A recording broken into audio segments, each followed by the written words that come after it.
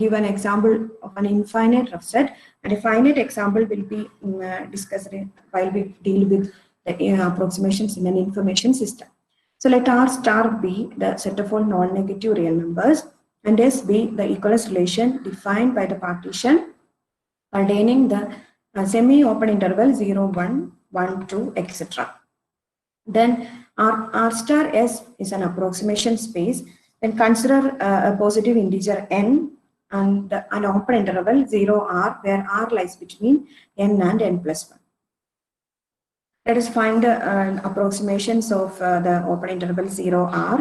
Now we know that the lower approximation of a set is the union of all equivalence classes which are completely contained in it. So the lower approximation of 0 r will be the union of the open interval. From the figure we can see that the open interval, semi-open intervals 0, 1, 1, 2, etc. up to n minus 1 n lie inside or completely lie inside 0 r. So the lower approximation is the union of such intervals, and that is the semi-closed interval or semi-open interval 0 n. Now, in addition to these intervals, the upper approximation will contain the interval n n plus 1 also, because the interval n n plus 1 intersects 0 r, and therefore the upper approximation of 0 r is their union, that is the semi-closed interval 0 n plus 1. And here we can see that the upper approximation is not equal to the lower approximation, and therefore the set 0 r, the interval 0 r, is a rough set in this approximation space, and the boundary region of it is the semi-open interval n n plus 1. So I hope you understood the definition of the approximation in rough sets, and let us see some of the properties of this upper approximation. For any set x, in general, we can say that it's clear from the definition that the lower approximation is contained in x, and x is contained in the upper approximation. Regarding the approximations of equivalence classes, the approximations of both lower and upper approximation of an equivalence class will be the equivalence class itself, because they are the union of equivalence classes. And for any composite sets also, since composite sets are union of equivalence classes, the lower approximation and upper approximation will coincide with the set. And since phi, u, r lower of x, r upper of x are all composite sets, their approximations are also same as the set itself. Now, the next property, this property 8 says that the lower approximation and the upper approximation are dual to each other. And the next for 9, 10, 11, 12 properties says the approximation, says about the approximation of the union and intersection. So we can see that the lower approximation of x intersection y is equal to the lower approximation of x intersection lower approximation of y, but the upper approximation of x intersection is not, in general, not equal to the intersection of the upper approximations, rather it is contained in it. And similarly, the lower approximation of x union y contains the r lower of x union r lower of y, but its upper approximation is equal to the union of the individual approximations, upper approximations. Also, the approximations preserve the ordering of the sets x and y. Now, from the properties of approximations, we can prove that the family tau r, that is the set of all x subset of u, such that r lower of x equal to x, form a topology on u called the induced topology on ur. Then if x is an open set in this tau r, then r lower of x will be equal to x, and so x will be a composed set. And conversely, if x is a composed set, its lower approximation will be equal to x, and therefore the set will be open. So in the induced topology, the open sets are precisely the composed sets in the approximation spaces, and the composed sets are the union of equivalence classes, and therefore the family B is equal to set of all equivalence set of all xr such that x belongs to u. That's the collection of all equivalence classes form a basis for the induced topology. Also, we know that the logger approximation is the largest composed set, and here it is the open set contained in X. And so the logger approximation is the interior of the in the topology of R of X. And this gives a measure of the completeness of our knowledge about the set X. If alpha equal to 1, the set is definable or exact, and if alpha less than 1, the set X will be rough. Another measure, uncertainty measure, is the roughness measure, which is a counterpart of this accuracy measure, and it is defined as rho R of X is equal to 1 minus alpha R of X, 1 minus cardinality of R logger of X divided by cardinality of R upper of X. And this gives a measure of the incompleteness of our knowledge about the set X. That is, if rho equal to 0, then the set is exact, and if rho greater than 0, the set X will be rough. And in both the measures, the value of measure, both these measures lie between 0 and 1. Now we can define the rough set approximation using a rough membership function also, which is defined as a function from the rough membership function corresponding to any subset X of U is defined as a function from U to 0, 1 by mu X of X equal to the cardinality of X intersection XR divided by the cardinality of XR. That is, the rough membership function quantifies the overlap between the set X and the equivalence class of any element of the universal set. Or in other words, we can say that this is the rough membership value is the conditional probability that the element X belongs to X given its equivalence class. And clearly, the value lies between 0 and 1. The value of the rough membership function lies between 0 and 1. And these are the properties of rough membership function. And property 2 says that the value of the membership function is equal to 1 if and only if the element X belongs to the logger approximation, and mu X of X greater than 0 if and only if X belongs to R upper of X. And in this way, we can define the logger approximation and the upper approximation using the rough membership function. Also, the value of the membership function will be 0 if X belongs to the negative region or the complement of the upper approximation. Also, property 4 states that the elements of the same equivalence class have the same membership value. And property 5 gives the membership function of X complement in terms of the membership function of X.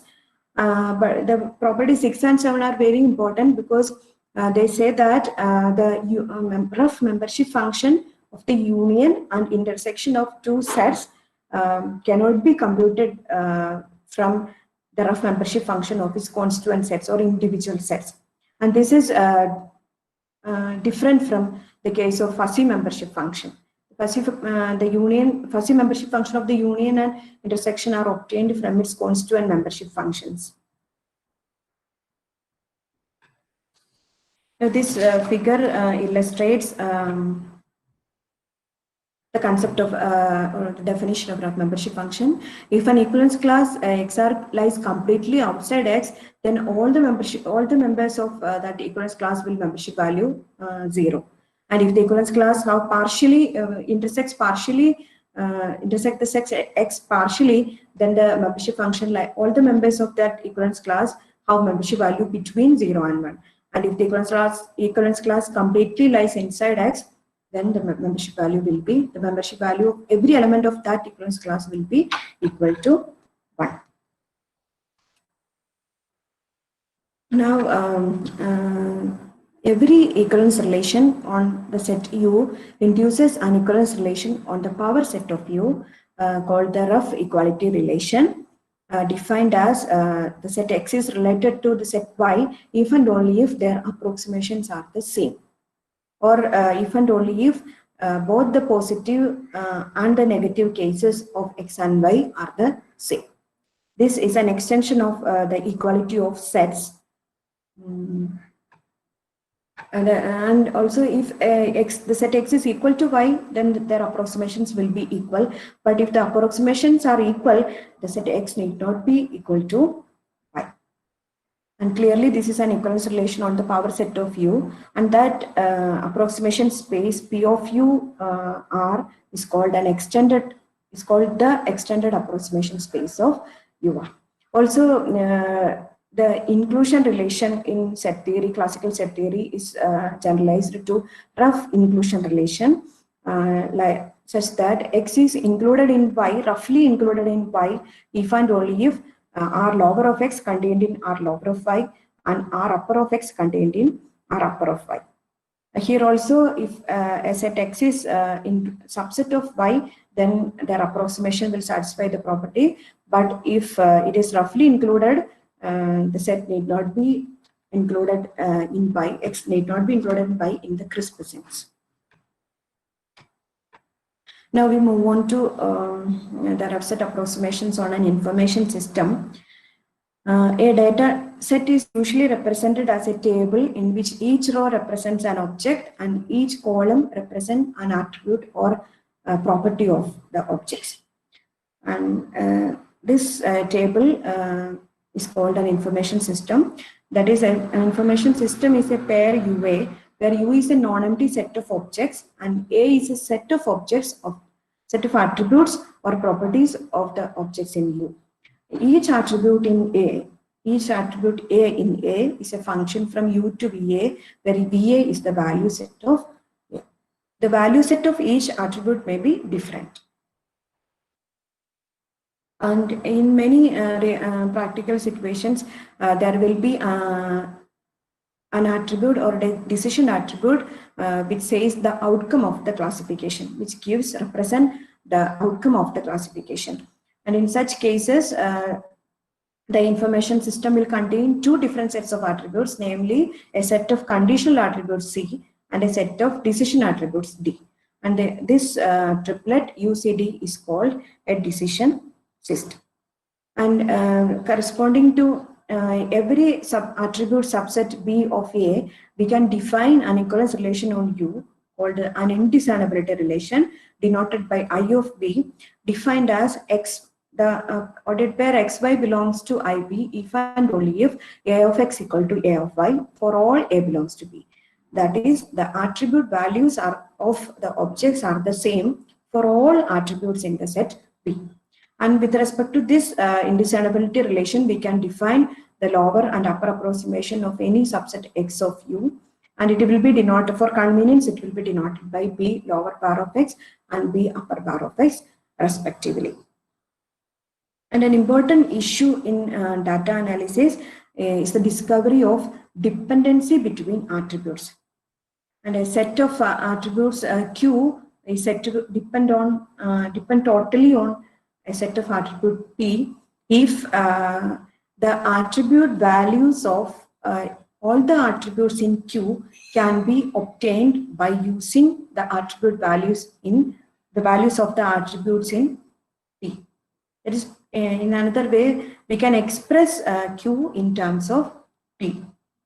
And in general, the attributes will not be totally depend on an attribute set will not be totally depend on another attribute set. So we define the dependency measure of attribute set. For two subset P and Q of the attribute set A, the dependency measure of Q on P is defined as gamma Q of P is equal to sigma X belongs to U by I of Q, that is the quotient space induced by Q or I of Q, cardinality of P lower bar of X divided by the cardinality of U. That is, it is the ratio of the total number of elements in the lower approximation of the equivalence classes determined by Q to the total number of elements in U. That is, we first divide or we form the equivalence classes of U with respect to the attribute set Q and find the lower approximation of all those equivalence classes using the attribute set P, and then find the dependency measure. I shall give an example of an information system. It's a simple example. The objects are patients P1, P2, P3, P4, P5, and P6. And there are three conditional attributes: headache, muscle pain, and temperature, and one decision attribute, flu. And each attribute, using each attribute, we can form equivalence classes of the set U. And also by considering subsets or pairs of attributes, we can form equivalence relation. Now, the decision attribute flu divide or induce the partition of U into two sets, namely the patients having flu and patients not having flu. That is P1, P2, P3, P6 form one class and P4, P5 form another class. And here we can see that the patient P2 having the symptoms headache yes, muscle pain no, temperature high, has flu, whereas the patient P5 having the same attribute values, that is headache yes, muscle pain no, temperature high, do not have flu. And this causes uncertainty in data. That is, the available information is not enough to characterize flu in terms of the symptoms, headaches, muscle pain, and temperature. And so we say that the concept of flu in this decision system is a rough concept, or the set X is a rough set. Now consider a decision, an information system UA, and let B be a subset of the attribute set A and A be a particular attribute in B.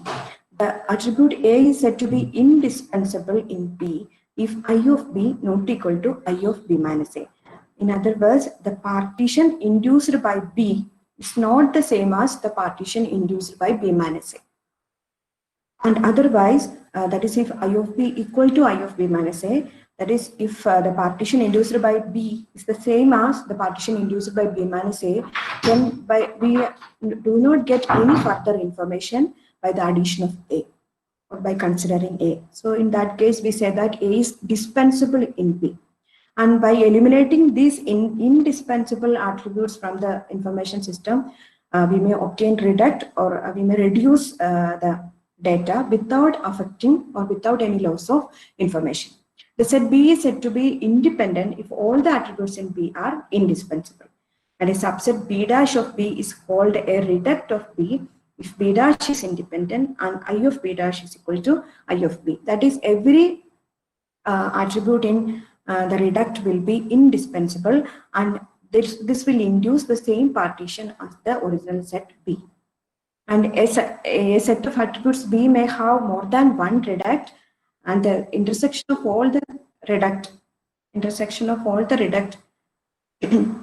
will give the core of the attribute set B, or the core of B is the set of all indispensable attributes of B. We shall find out the reducts in the case of the earlier example, but before that, I would like to point out some relationship between rough sets and fuzzy set. Both fuzzy set theory and rough set theory enable us to handle uncertainty in data, but they model two different types of uncertainty, namely vagueness and indiscernibility.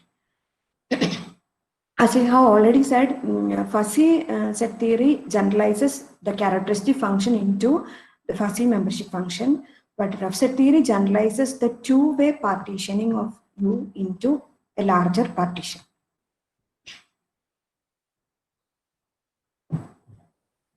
Also, fuzzy set theory addresses the problem of ambiguity in the belongingness of an object in a set, whereas rough set theory addresses the problem of ambiguity caused by the existence of a non-empty boundary region or existence of boundary line cases.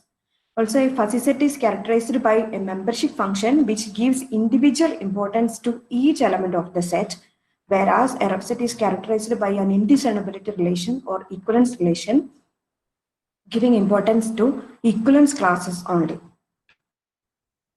So we may conclude that one more point, we can define rough set approximation using a rough membership function, And being a function from u to 0, 1, a rough membership function can be regarded as a fuzzy membership function. But as I have pointed out in the properties of rough membership function, the fuzzy union and intersection of two rough membership function may not be the same as the rough membership function induced by the union and intersection of the corresponding sets. Also, each fuzzy membership function induces an equivalence relation on the universal set, and we can define rough membership function based on that. And here also, there may not exist a subset of U whose rough membership function coincides with the fuzzy membership function, the original fuzzy membership function. And so we may conclude that they are two distinct theories, but they are complementary to each other. And the hybridization of these two theories, that is fuzzy set theory and rough set theory, has been found very useful in many of the applications. In 1990, Du Bois and Prade falsified the concept of rough sets in two different ways. That is rough fuzzy sets and fuzzy rough sets.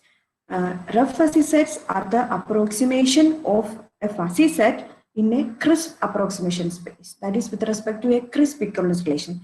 The formal definition is this: let UR be an approximation space where U is a non-empty set and R is a crisp equivalence relation. And let X1, X2, etc., Xk be the corresponding equivalence classes. And consider a fuzzy set A on U. For convenience, let omega of xi is equal to the set of all x in U whose equivalence classes is equal to xi. Then the lower and upper approximation of the fuzzy set A are defined as fuzzy sets in the quotient space U by R, defined as mu R lower of A of xi is equal to infimum mu A of x, such that omega of xi equal to xr, and mu R upper of A of xi is equal to supremum mu A of x, such that omega of xi equal to xr. That is, the membership value of the lower approximation is the infimum of all the membership values, or infimum of all the membership values of objects whose equivalence class coincides with xi. And the upper approximation, the membership value of the upper approximation is the supremum of all the membership values of elements whose equivalence class coincides with xi. And the fuzzy rough sets are the approximations of a fuzzy set in a fuzzy approximation space. That is, a fuzzy approximation space consists of a non-empty set U of objects and a fuzzy equivalence relation R on U. And then the fuzzy rough lower and upper approximation of a fuzzy subset A of U are defined as mu R lower of A of x is equal to infimum y belongs to U, maximum of 1 minus R of xy mu A of y, and mu R upper of A of x is equal to supremum y belongs to U, minimum of R of xy mu A of y. And this fuzzy rough set became more popular because the abrupt transition from one class to another class, in the case of crisp equivalence relation, is replaced by a gradual one by using a fuzzy membership function. Now I will discuss an important application of rough set theory, that is feature selection. And one of the greatest challenges faced by the present information age is the extraction of useful knowledge from a vast amount of raw data. And rough set theory has an advantage of providing effective mathematical tools for data mining, even from inconsistent information system. And also, it does not need any additional information like the membership function in fuzzy set theory or the probability function in statistics. And now, regarding feature selection, it refers to the problem of selecting those input attributes or features that are most predictive of a given outcome. Or it may be said that it is the elimination of indispensable attributes without any decrease in the available knowledge. And this feature selection reduces the dimensionality of the given problem without any loss of information, and the further processing of the data will become more easy. The procedure of for the feature selection using rough set theory is like this. We use reduct, consider a decision system UCD, and the dependency degree of D. The D is the decision attribute. Set of decision attribute. There may be more than one decision attribute, and the dependency degree of the decision attribute set D with respect to each single attribute subset are computed, and the feature with the maximum dependency degree is determined. And in the next step, the degrees of dependency of D with respect to pairs of the selected attribute with the remaining attributes are determined, and the pair with the maximum dependency degree is selected. And this process is repeated until there is no further increase in the dependency by the addition of more features. I will explain this with the use of the earlier example. Here we have seen that there are 6 patients and 3 conditional attributes and 1 decision attribute. The decision attribute is flu, which partitions the universe into 2 disjoint sets, namely the patients having flu, that is P1, P2, P3 and P6, and patients not having flu, that is P4 and P5. So there are only 2 decision classes. Let it be denoted by X1 and X2. That is X1 is equal to P1, P2, P3, P6, and X2 is equal to set P4, P5. Now first we consider the attribute headache, the set containing the attribute headache only. Let it be denoted by P1. And from the table we can say that the attribute headache induces 2 equivalence classes, that is P1, P4 and P6, persons not having headache, and P2, P3, P5, patients having headache. That is the 2 equivalence classes in the partition induced by P1 are P1, P4, P6 and P2, P3, P5. And here we can see that none of the equivalence classes induced by P1 lies completely inside X1 or completely inside X2. There are no equivalence classes completely contained in X1 or completely contained in X2, and therefore the lower approximation of both X1 and X2 will be empty, and therefore the dependency will be 0. There are no elements in the lower approximation of the decision classes, and so their sum will be 0, and the dependency of P1 will be 0. Dependency of D with respect to P1 is 0. And now we will consider the next attribute muscle pain, and let P2 denote the set of attribute muscle pain. And from the table, we can see that the muscle pain, the partition induced by muscle pain also contains 2 classes, that is P1, P3, P4 and P6, and the second one containing P2 and P5. That is the equivalence classes induced by muscle pain are, this is P1, P3, P4, P6 and set P2, P5. Here also we can see that none of the equivalence classes are completely contained in X1 or X2. Therefore, the lower approximation of both X1 and X2 with respect to P2 is also empty, and therefore the dependency of D on P2 is also 0.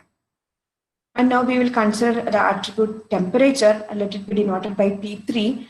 And from the table, we can see that there are 3 equivalence classes induced by temperature. They are P1, P2 and P5.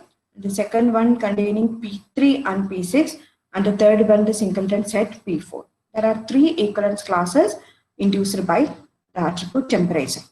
That is P1, P2, P5, P3, P6 and P4. And we can clearly see that P3, the equivalence class P3, P6 is completely contained in X1, and the equivalence class P4 is completely contained in X2. And therefore, the lower approximation of X1 with respect to P3 consists of the elements P3 and P6, and the lower approximation of X2 with respect to P3 contains the element P4. And so there are total 3 elements in the lower approximation of the decision classes. Also, the universal set contains 6 elements. So the dependency of D on the attribute set P3 is 3 by 6, which is equal to 1 by 2. So we computed the dependency degree with respect to each individual attribute, and we can see that the attribute temperature has the maximum dependency, and we select this attribute to our feature set or our reduct. we select the temperature to our selected feature set. And now we will find out whether the addition of more features increase the dependency degree. That is, we compare the selected feature, the dependency of the selected feature with both headache and muscle pain, and find out the dependency. So first, now we consider the pairs of the attribute temperature with the other two, and the decision classes are shown here, x1 and x2. Let P4 is equal to the attribute set headache and temperature. And we can see from the table that if we consider both the attribute headache and temperature together, then P1 it will be equivalent to P1 is not equivalent to any other element. So the singleton P1 form an equivalence class, and P2 having attribute values S and high is equivalent to P5. So P2, P5 form an equivalence class, and similarly P3, P4 and P6 are not equivalent to any other attribute object, and therefore the equivalence classes corresponding to the set P4 that is containing the attributes headache and temperature are set P1, set P2, P5, set P3, set P4 and set P6. And here we can see that the equivalence classes P1, P3 and P3 are fully contained in X1, and P1, P3 and P6 are fully contained in X1. So the lower approximation of X1 with respect to P4 contains the objects P1, P3 and P6. And also the equivalence class P4 is fully contained in X2, and therefore the lower approximation of X2 with respect to P4 contains the element P4. So there are total 4 elements in these lower approximations, and therefore the dependency of D on P4 is 4 by 6, which is 2 by 3. So when we consider the temperature only, the dependency was 1 by 2, and here it is 2 by 3. So by adding headache to our feature set, we got higher dependency degree. Now let us check the dependency of the attribute set P5 equal to muscle pain and temperature. As we have already did from the table, we can find that the equivalence classes are P1, P2, P5, P3, P6 and P4. And here the lower approximation of X1 consists of P1, P3 and P6.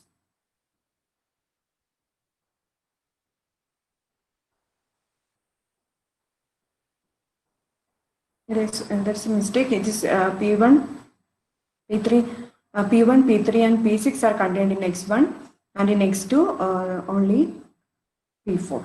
So there are total 3 and 3 by 6, 1 by 2. It is 3 by 6. The dependency of P5 is 3 by 6, which is 1 by 2. So the muscle pain, if we consider muscle pain and temperature together, that dependency degree is 1 by 2. But when we consider headache and temperature, it was 2 by 3. So the attribute set P4 has maximum dependency degree. Now now we will find out the dependency degree of the whole attribute set, conditional attribute set headache, muscle pain and temperature, and we can find that the dependency degree is 4 by 6, that is 2 by 3.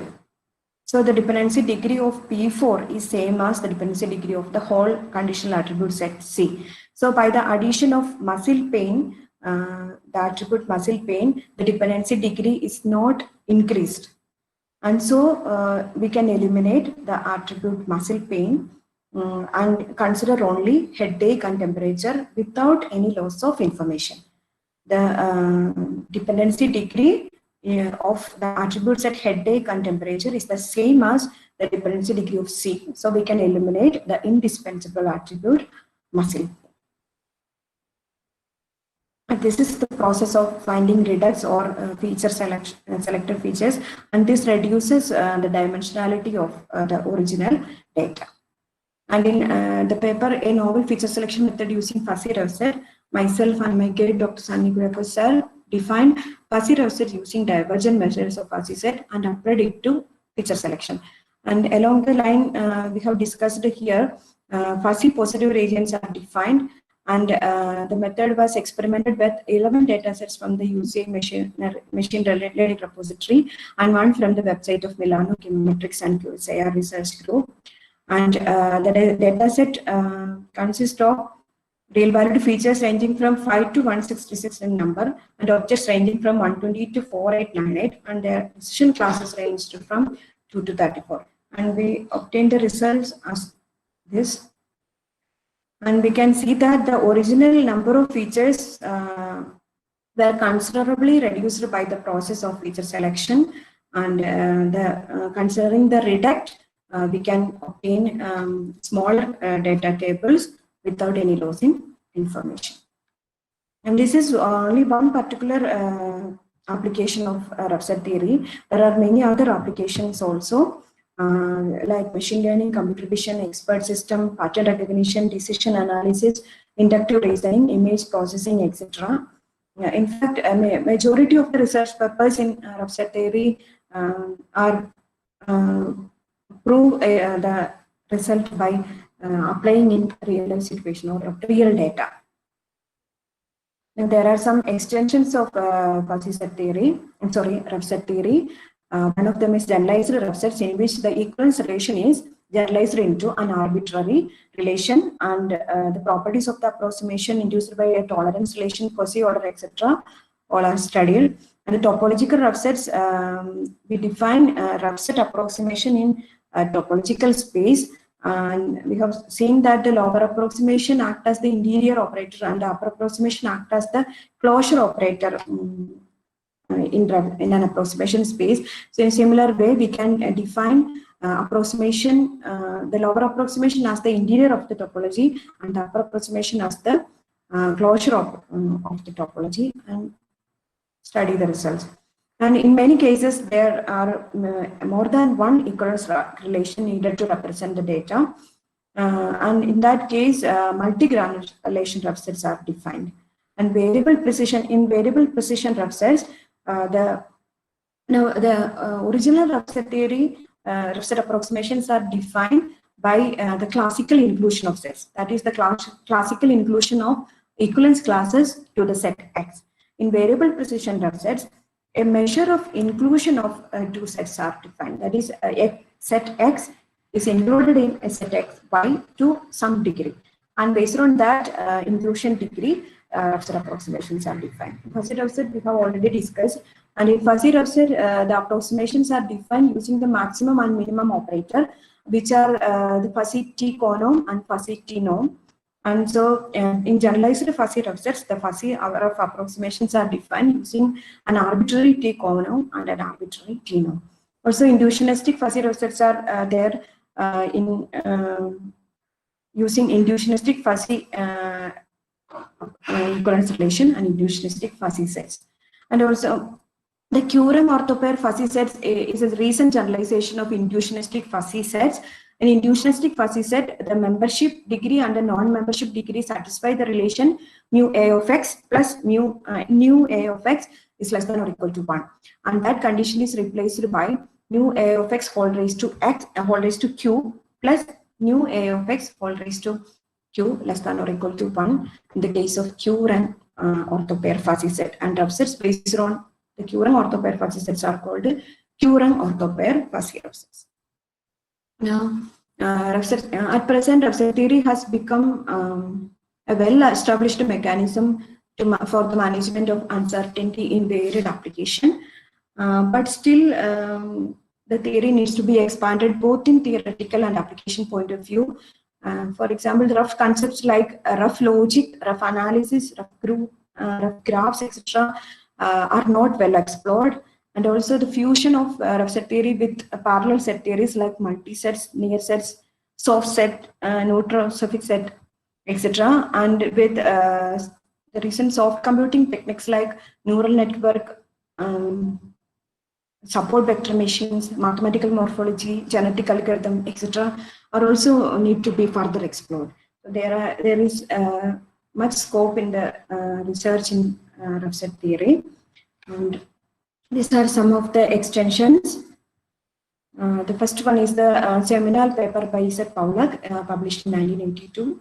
The second one is a book in theoretical side of reference theory, published by Isaac Paulak. And there are some other references. And then this 7, we have defined a novel feature selection method.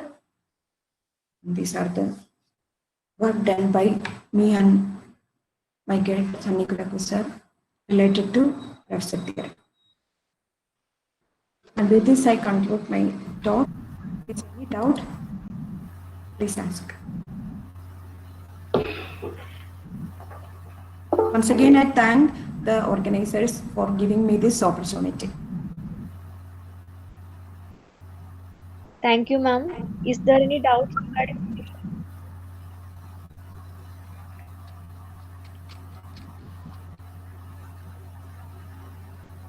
Okay.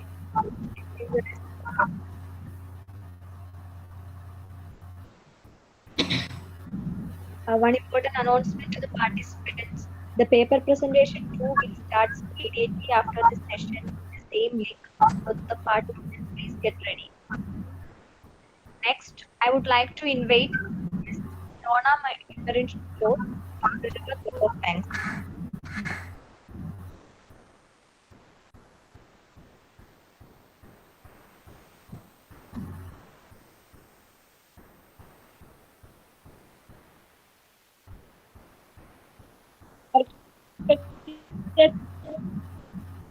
And most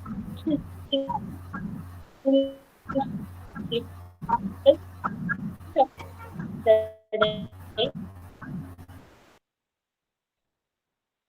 most respected manager. Is it audible, Donna? Audible?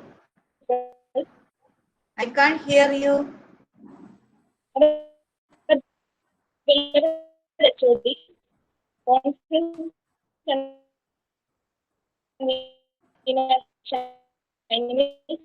Honorable participants, teachers, Miss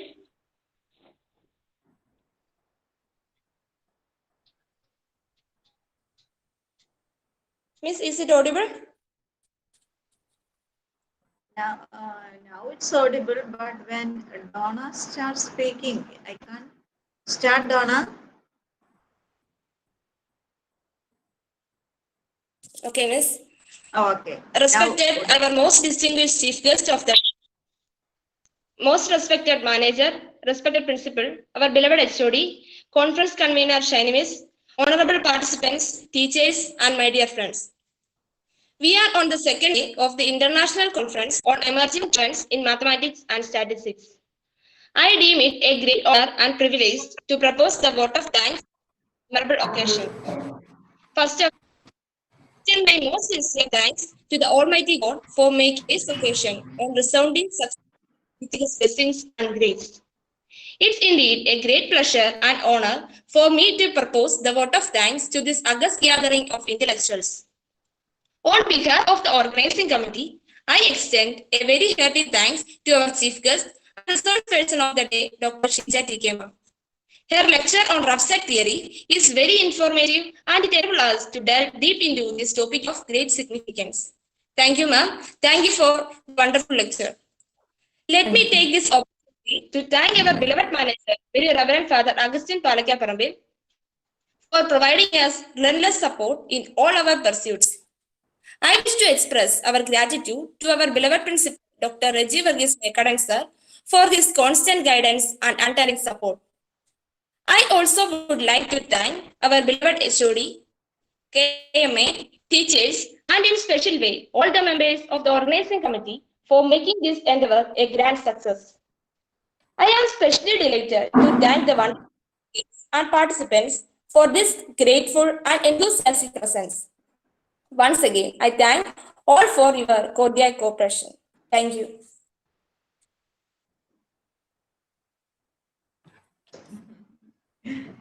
Thank you, Miss. Thank you. Thank you, Shija. Call you later. Okay, Miss. Bye. Thank you.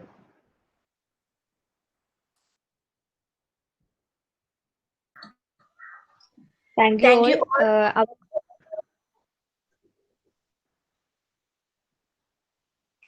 Thank you all.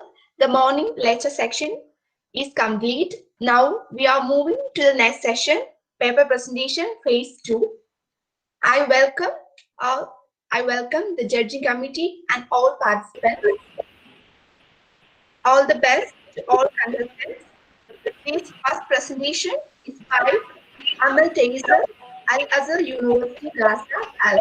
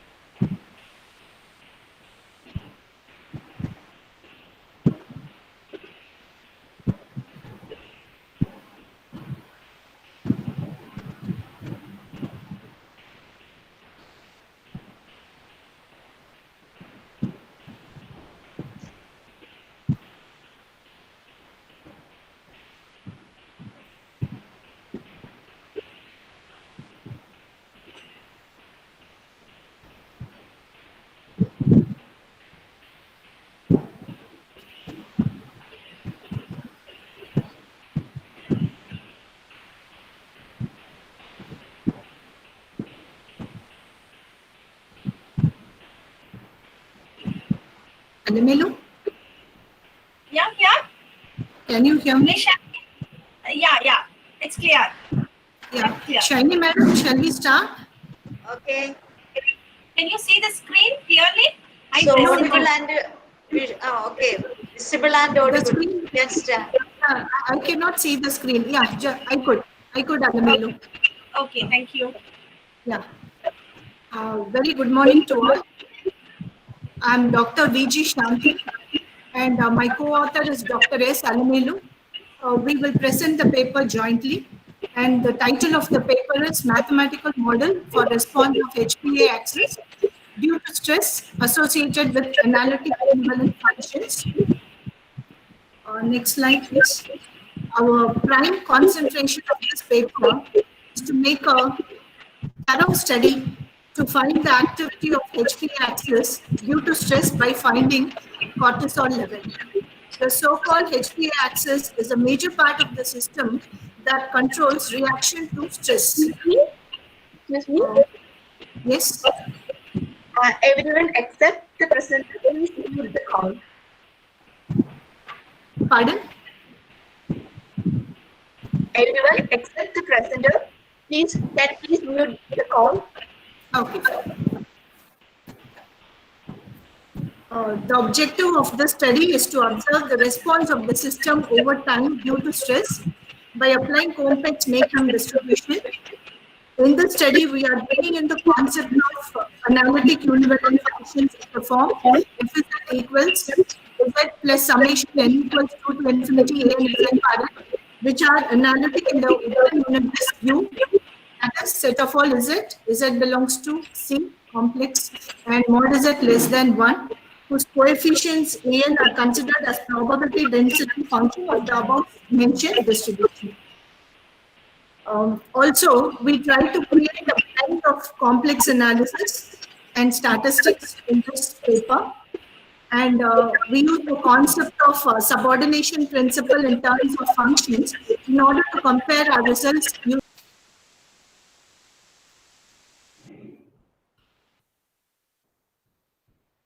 Can you hear me, Alamelu?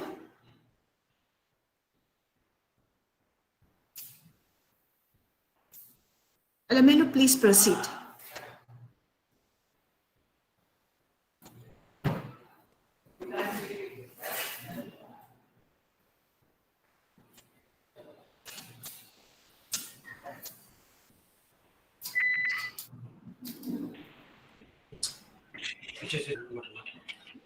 Can you hear me? Yes, I could, Alamelu. Yes, please proceed.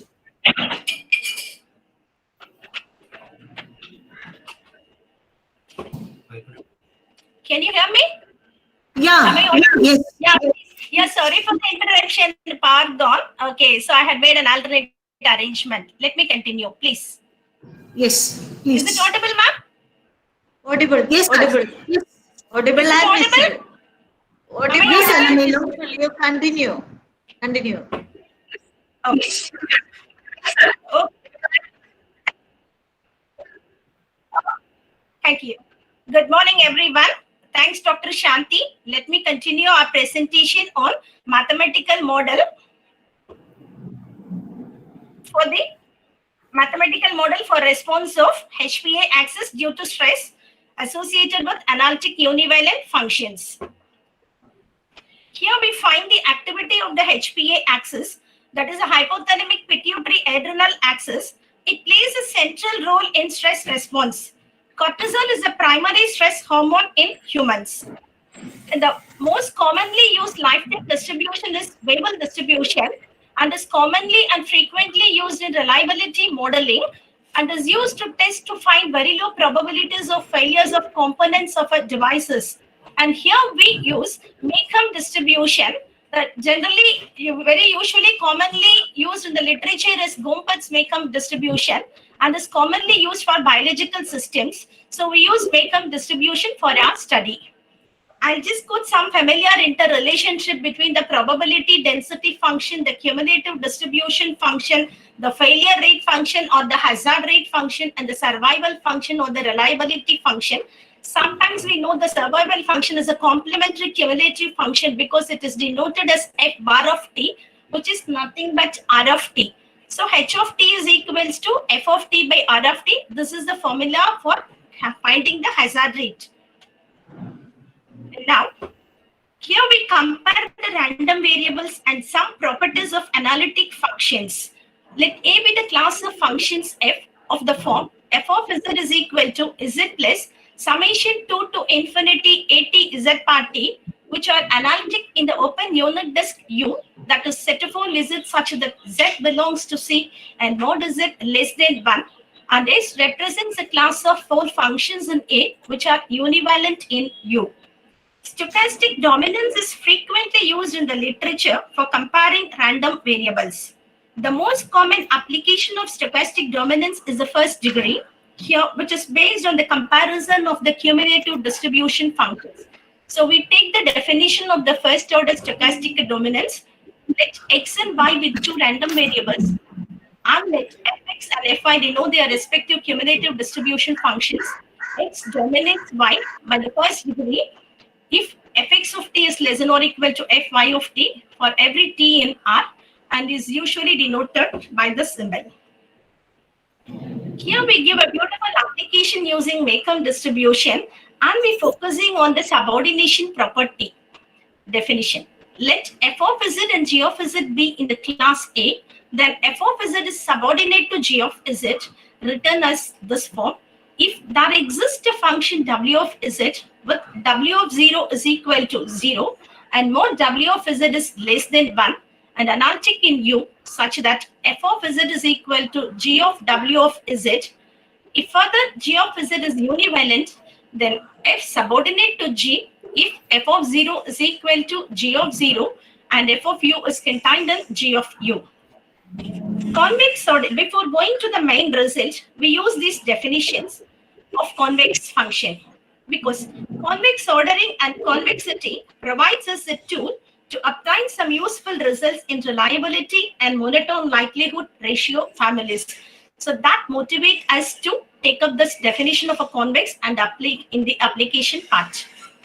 A random variable x is said to have a convex distribution if for any x1 and x2 and for any lambda belongs to the interval 0, 1, the following relation is satisfied for the density function f, that is f of lambda x1 plus 1 minus lambda x2 is less than or equal to f of lambda f of x1 plus 1 minus lambda f of x2.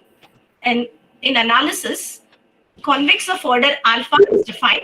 A function f of z defined in the form f of z is equal to z plus summation t to infinity at z part t, which are analytic in the open unit disk U, is said to be convex of order alpha, where alpha greater than or equals to 0 and less than 1 satisfies the following condition: real of 1 plus z into f double dash of z by f dash of z is greater than alpha, z belongs to U.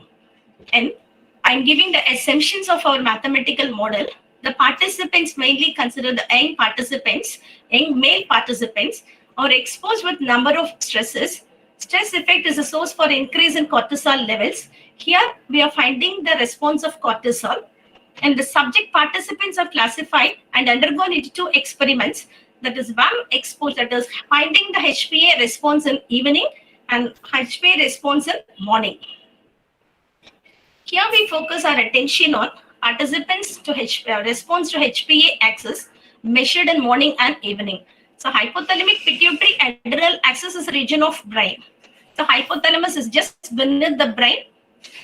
By applying the density function of Gompertz-Makeham distribution, we work with two analytic functions whose coefficients are considered as a probability density function of above distribution, and which are represented as AT and BT for the two functions F1 of, for the considered functions F1 of Z and F2 of Z.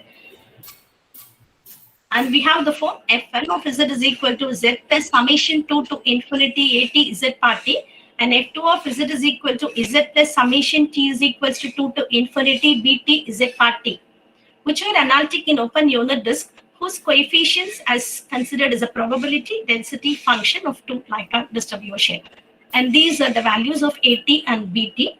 And we have got two functions F1 on substituting the AT and BT values. We have F1 of Z is equal to Z plus 0.01 Z square, and F2 of Z is equals to Z. Since we have neglected the higher powers, and it satisfies the convex order, real of 1 plus Z into F double dash of Z by F dash of Z, which is greater than alpha. For both the cases, we have applied the functions F1 of Z and F2 of Z, and convexity holds. And the main interest is the two main important measures of reliability are finding the hazard rate and the mean residual life. So finding the shape of hazard rate is very easy because we have an explicit formula for finding it, and we apply in the hazard rate formula. We have the hazard rate for both the cases, case 1 and case 2. Case 2 is the hazard rate is higher for case 2, that is the HPA response is, cortisol response is more in the morning than in the evening. In this figure, we have as time increases, the hazard rate also increases, and that is more for the participants recorded stress level in the morning. Our results coincide with the medical findings, and we have the HPA response to stress shows more higher in the morning than in the evening. And it's very clear from the graph, as time increases, hazard rate also increases during stress. And the graph shows that the hazard is more in the morning than in the evening. And we have assumed the probability density function as coefficients for the functions, and we have used it. So we consider the analytic functions satisfy the subordination principle and convex of order alpha. The results are consistent.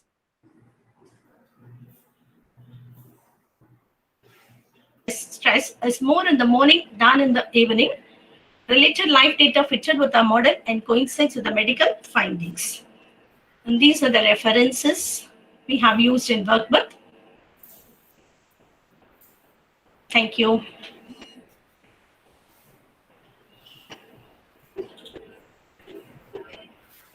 Dr. S. Alamelu and Dr. Thank you, V.G. ma'am. Shanti. Thank you, one and all. Congratulations and excellent presentation. May I ask you, on your conclusions, given that stress, HPA stress, more in the morning than in the evening, can you guess or explain why it is more in the morning? No, actually they are finding the response of the cortisol. So during they observe the sleep pattern, we have worked with the secondary data we have taken, and they have observed, actually consider the normal participants without any depression or without any medical background. So they take the normal healthy subjects and they observe the sleep pattern for many days, and their sleep pattern is also regular, but while taking the response of, that is while measuring the cortisol level, that is more in the morning than in the evening. Okay. The Now, cortisol response. Yes, ma'am.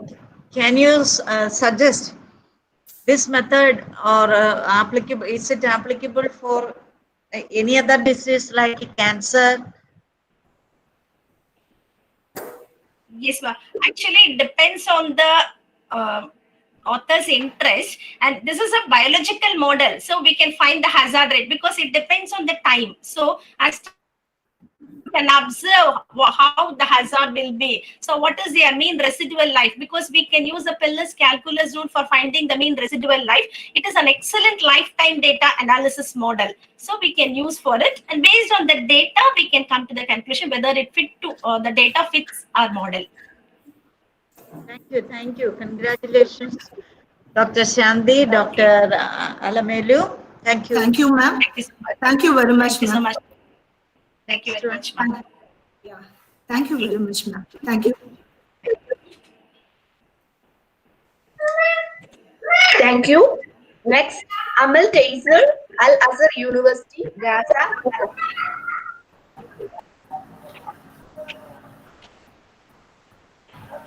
You are welcome. Welcome to everyone. Are you hear me? Yes, we can hear you. Thank you for allowing me to present my research, which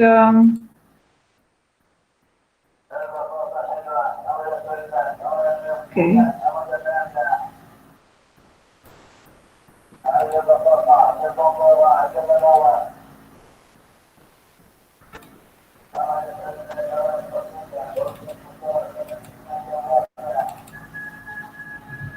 Let's talk about new relations on approximation spaces. Abstract. The purpose of this paper is to introduce some theorems, propositions, and lemmas on lower approximations, upper approximations, near lower, and near upper approximations in topological spaces and topologized approximation spaces. Preliminaries. Some of the basic concepts in topology which are useful for our paper. Definition 1.1. Let K equals X and R be an approximation space with general binary relation R and tau K be the topology on X generated by the subbasis S Excuse me, Amal. Yes. Anybody visible? Anybody? No, ma'am. No, ma'am, Is the it visible? presentation is not No, visible. no. Can you share the slide? No. No, you can't. Okay. Okay, you proceed. Can I complete? It's audible. Are you presenting any slide here? PPT? Yeah. It's not visible for us.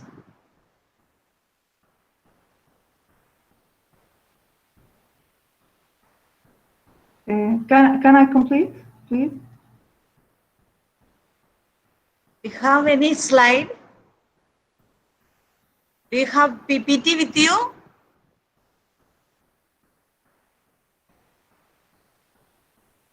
Amel, do you have Yes. PPT with you? Are you presenting slide? Yes. Is it? Can you see it? We can see, but it's not open. Oh. Wait, please.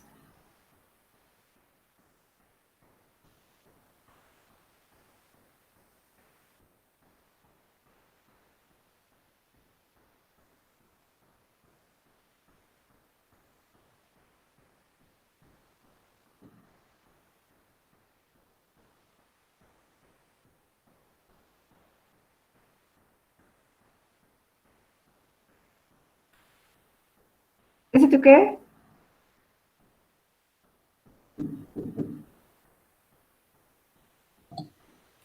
Okay, we are now. Okay, successful. Continue. Okay. Definition 1.2. Let kappa equals to XR and tau K be a topologized approximation space. If A subset of X, then the lower approximation, respectively upper approximation on of A, is defined by the lower approximation of A equals to the interior of A.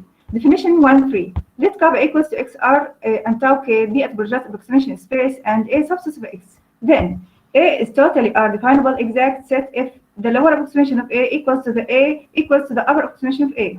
A is internally R-definable set if A equals to the lower approximation of A. A is externally R-definable set if A equals to the upper approximation of A. A is R-definable rough set if A doesn't equal to the lower of A, neither to the upper of A. Remark 1. The lower approximation of A equals to the union of G subsets of X such that G is an internally definable set contained in A. Upper approximation of A equals to the intersection of H subsets of X such that H is an externally definable set containing A. Theorem 1. Let kappa equals to the XR and tau K be a topological approximation space. If A and B are two subsets of X, then the lower approximation of A, subsets of A, subsets of the upper approximation of A, the lower approximation of phi equals to the upper approximation of phi equals to the phi, and the lower approximation of X equals to the upper approximation of X equals to the X. The upper approximation of A union B equals to the union of the upper approximation of A and upper approximation of B.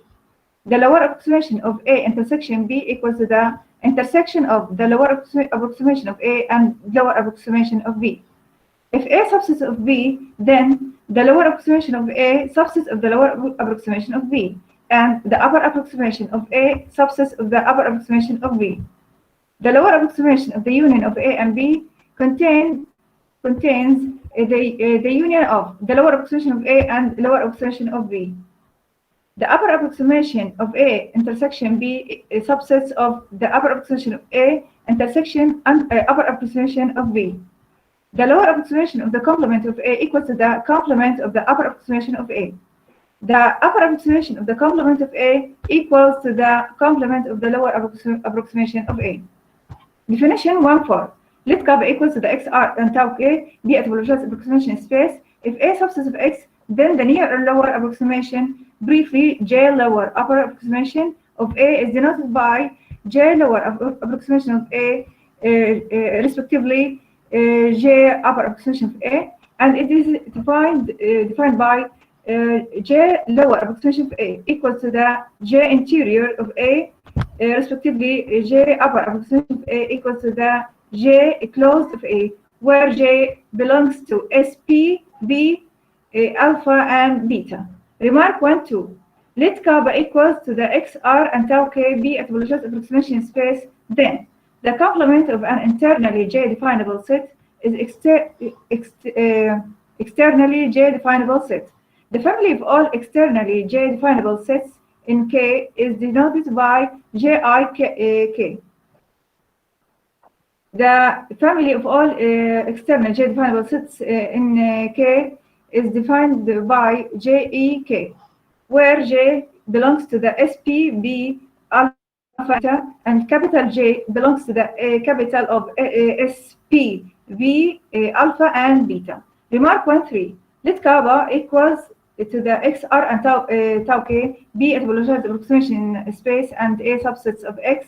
Then, if A is J exact set, then it is both internally J definable and external J definable set. J lower approximation of the J lower of A is largest internal J definable set contained in A. The J upper of A is the smallest externally J definable set contains A, where J belongs to S, P, V, alpha, and beta. Theorem 1.2. Let X and tau be a topological space, and A belongs to X, subsets of X.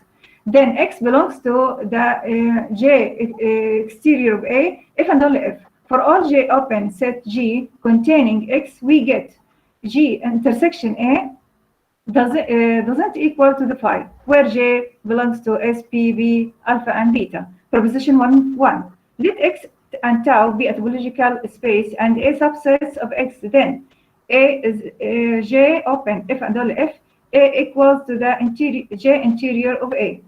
A is J closed if and only if A equals to the J closed of A, where J where J belongs to SP, B, alpha, and beta. Proposition 1.2. Let kappa equals to the XR and tau be a topologized approximation space. The subset A of X is an internally S-definable set if and only if A subsets of the upper approximation of the lower approximation of A. An internally P definable set if and only if A subsets of the lower approximation of the upper approximation of A. An internally alpha definable set if and only if A subsets of the lower approximation of the upper approximation of the lower approximation of A. An internally beta definable set if and only if A subsets of the upper approximation of the lower approximation of the upper approximation of A.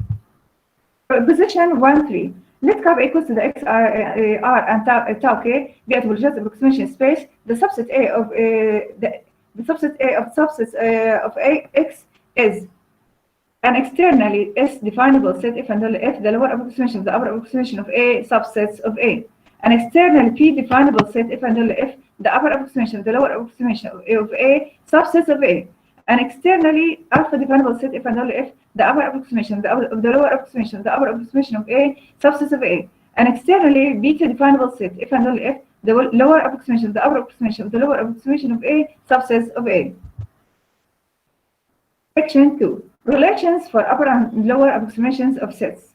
Theorem 2.1. Let A be a subset of X in a topologized approximation space kappa equals to the XR and tau K. Then X belongs to the upper approximation of A if and only if each internally R-definable set G subset of X containing X intersects A. Lemma 2.1. Let kappa equals to the XR tau K be a topologized approximation space and let A subset of X. If G is an internally R-definable set in kappa, then the upper approximation of A intersection G subsets of the upper approximation of the intersection of A and G. If F is an externally R-definable set in kappa, then the lower approximation of the union of A and F subsets of the lower approximation of A union F. Remark 2.1. If G is an externally R-definable set in kappa, then the upper approximation of A intersection G doesn't subset of the upper approximation of the intersection of A and G. If F is an internally R-definable set in kappa, then the lower approximation of the union of A and F doesn't subset to the lower approximation of A union F. Lemma 2.2.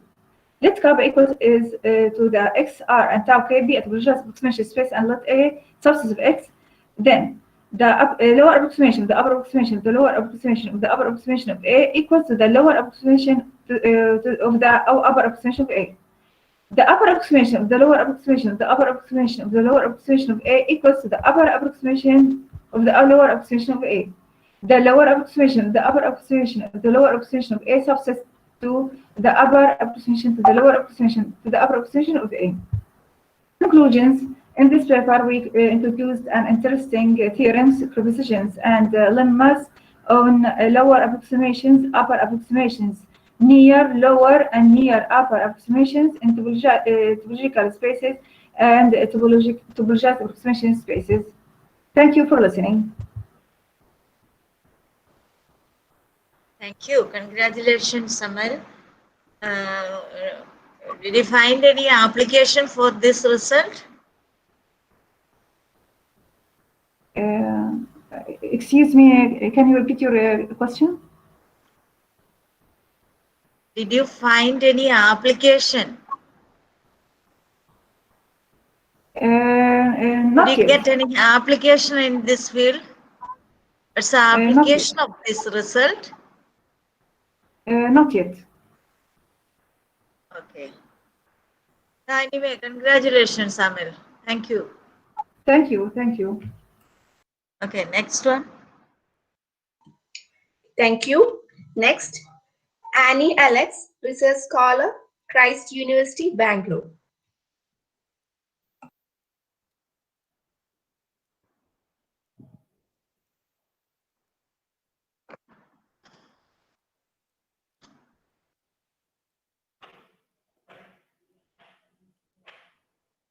Okay. Good morning, everyone. Am I audible? Audible. Yeah.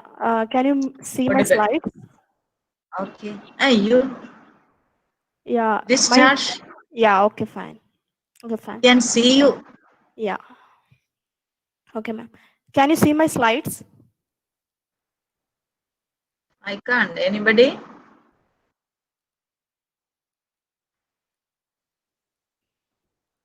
Did you start presentation? Yeah. Can you see my slides? No, I mean. No. Give me 1 second, ma'am. Just give me 1 second.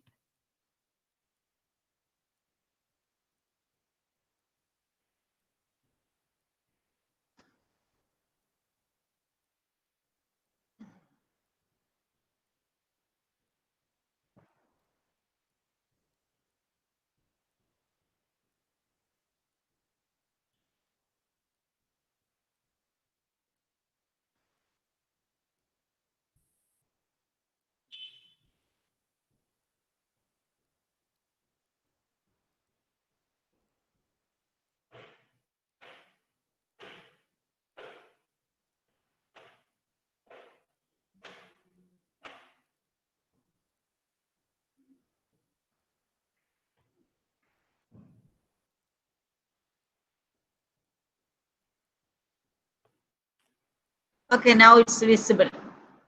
Okay. Okay, fine.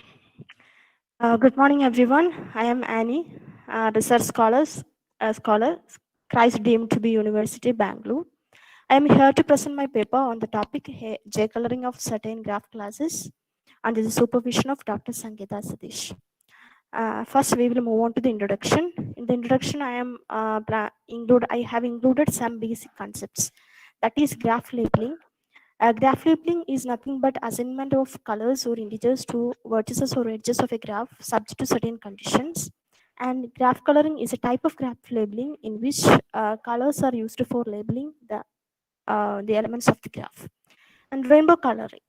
And we know that a path in a graph is said to be a rainbow path if no two edges in the path have the same color. So a graph is said to have a rainbow coloring if there exists at least one rainbow path between every two pairs of vertices of the graph. Now proper coloring. Proper coloring is a coloring of a graph in which no two adjacent edges have the same color, and the minimal proper coloring of a graph is the chromatic coloring. Now let us move on to the basic terminologies. First one is the rainbow neighborhood. A vertex in a graph is said to have a rainbow neighborhood if the closed neighborhood of that vertex contains at least one colored vertex from each color class. And rainbow neighborhood number is the number of vertices in a graph which admits a rainbow neighborhood. Okay. Next one is Johann coloring, or we say it is J coloring. A proper coloring of a graph in which every vertex admits a rainbow neighborhood is the Johann coloring or J coloring, and we represent it by J of G. And a J coloring number is the maximum number of colors that are used for J coloring of a graph. Okay, now modified Johann coloring. A proper coloring of a graph in which every internal vertex admits a rainbow neighborhood is the modified Johann coloring, and the maximum number of colors used for J-star coloring of a graph is the J-star coloring number or modified Johann coloring number. Now let us move on to the literature survey. As we all know, the most of the graph labeling techniques trace their origin from the paper published by Rosa in 1967, and the concept of a rainbow connection in graphs were introduced by Chartrand in 2008, and these concepts were used in transferring high security information in computer networks. And Johan Cook, Sudhir Nadhavat, and M.K. Jamil in 2019 introduced a concept of rainbow neighborhood and a related parameter, rainbow neighborhood number. Being motivated by this newly invariant parameter, rainbow neighborhood number, Sudhir Nadhavat in 2016 introduced a new type of coloring, that is Johann coloring or J coloring. In his paper, a J coloring parameters of graphs, he presented some upper bounds for connected graphs, and a number of results were presented for wheel graphs, for cycles, for complete helperted graphs, and all. And after that, Sudhir Nadhavat and Johan Koch in 2019 presented their next paper. That is, every graph do not admit a J coloring even though they admit a chromatic coloring. So in this paper, they characterized some graphs which admit J coloring. And after that, F. Farnazero and Sudev Nadwat in 2017, in their paper on J coloring of certain derived graph classes, they presented some parameters related to J coloring of Mysilsky type graphs. And after that, 2018, Jahan Kok and Sudev Nadwat presented J coloring of Jahangir graphs, and they also characterized some subsets of Jahangir graphs which admit J coloring. After that, Johan Kok and Sudev Nadhavan in the same year, they presented one more paper, and it will include J coloring of Chitra graphs. And these much studies have been done on J coloring, and we extend the study of J coloring on some other classes of graphs, and our results are the following. Okay, first results is for the generalized Peterson graph, and we know that generalized Peterson graph is a cubic graph having an inner star polygon and an outer regular polygon, and the corresponding edges of the inner star polygon and outer regular polygon are connected using edges. And we have the following theorem for a generalized Peterson graph. For a generalized Peterson graph having even number of k, if it admits J coloring for every n a multiple of 3, then J coloring number will be 3. And here is an illustration for the same. Okay, here you can see the J coloring of GP12-4, and we can see that 4 colors are used, 3 colors are used. First one is cyan, then pink and gray. Here the colors are used in the order cyan, pink, gray starting from U1, and they are assigned till U12, and we can see that every vertex having assigning the colors is adjacent to at least one vertex having color from each color class. For example, I am taking the vertex U1, and it is adjacent to V1, U9 and U5, where V1 is having the color gray, U9 is also having the color gray, and U5 is having the color pink. So that it's closed neighborhood of U1 contains at least one color from each color class. So we can say that this vertex admits a rainbow neighborhood. Likewise, every vertex in the graph admits a rainbow neighborhood. Since every vertex admits a rainbow neighborhood, the graph admits a J coloring. And here the maximum number of colors used is 3, hence the J coloring number is 3. Okay, now we will move on to the next result. And we know that a prism graph is a graph which have a structure similar to an N prism. And we have the following result for a prism graph. For a prism graph, the J coloring number is 4 if n is a multiple of 4, 3 if n is a multiple of 3 and not a multiple of 4, 2 if n is a multiple of 2 and not a multiple of 3 and 4. And here there is an illustration for the for the last case, that is J coloring number is 2 if n is a multiple of 2 and not a multiple of 3 and not a multiple of 4. Okay. Now we will move on to the next theorem, that is for a stalked prism graph. A stalked prism graph is formed by connecting n concentric cycles along sparks. And we have the following theorem for a stalked prism graph. For n greater than or equal to 2 and for a non-prime m, we have the J coloring number of a stalked prism graph is 4 if m is a multiple of 4, and 3 if m is a multiple of 3 and not a multiple of 4, 2 if m is a multiple of 2 and not a multiple of 3 and 4. Here it is an illustration. J coloring of Y63 is shown. We can see that the innermost cycle have the colors, where assigned the colors cyan, pink and gray in the order starting from U1 up to U6.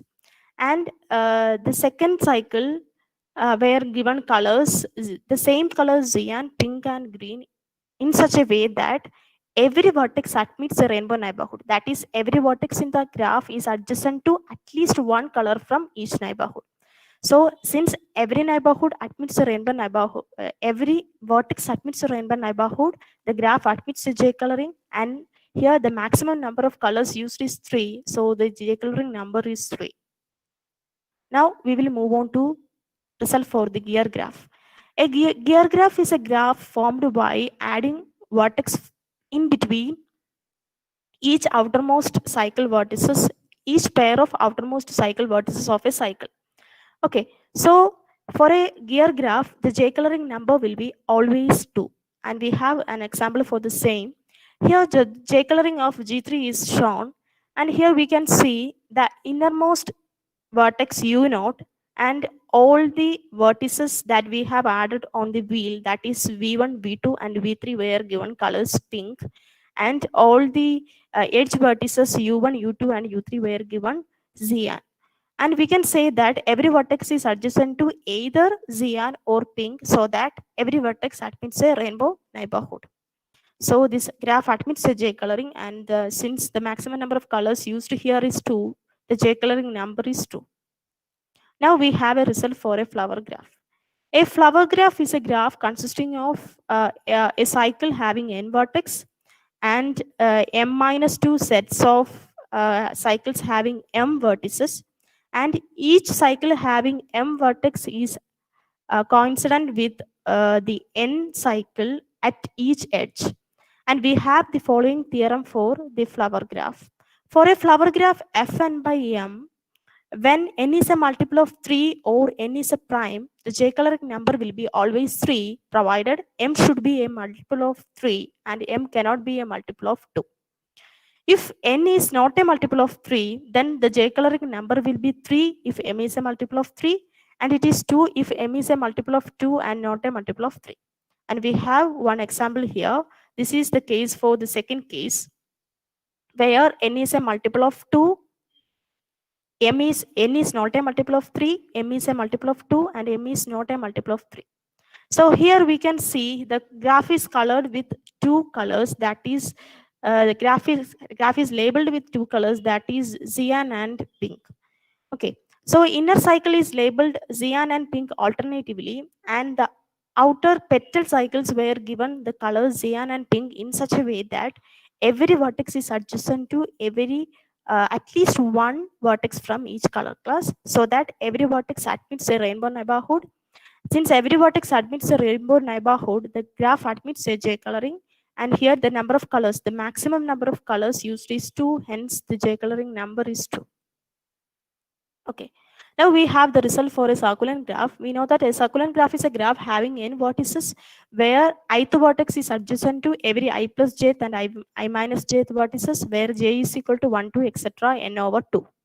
Okay, we have the following theorem for the circular graph, that is for a circular graph, if n is a even number, then we have J coloring number will be always 2 for every odd j. And this is an example for the same. Here J coloring of CI63 is given, and we know that here two colors are used, cyan and pink, and every vertex admits a rainbow neighborhood also. Okay, we have one more theorem for a circular graph, that is for a circular graph Cin of j, where j is 1, 2, etc. n over 2, we will be having the J coloring number equal to n. Okay, so this is an illustration for the same. Here the J coloring of CI6 1, 2, 3 is given. Okay, fine. Now we will move on to our last result, that is the theorem for a Sierpinski sieve graph. We know that a Sierpinski sieve graph is formed by connecting n Sierpinski sieves, and we have the J coloring number of Sierpinski sieve graph is equal to 3, and this is an illustration for the same. Here J coloring of S3 is given. Here three colors are used, cyan, pink and yellow, and colors are assigned to the nodes in such a way that every vertex is adjacent to at least one vertex from each color class. We can see that in the figure. And thus every vertex admits a rainbow neighborhood. So the graph admits a rainbow J coloring, and since the maximum number of colors used is here is 3, the J coloring number is 3. So these are our results, and these are our references. Thank you. Congratulations, Annie.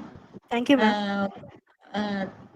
Is there any relation with or any contradiction to our famous four-color conjecture? No, not contradiction, ma'am. This is a newly introduced concept. It is introduced in 2016 only. Only some works have been done on J coloring till now. So we are trying to find some similarity between J coloring and some conjectures and some other coloring we are trying to do. We have already done some comparative study between J coloring and equitable coloring, and it really works. So we are trying to find out that. Not yet done that work. Okay, thank you. Thank you, ma'am. Thank you so much. Thank you. Next, Triveni K, Research Scholar, Christ University, Bangalore.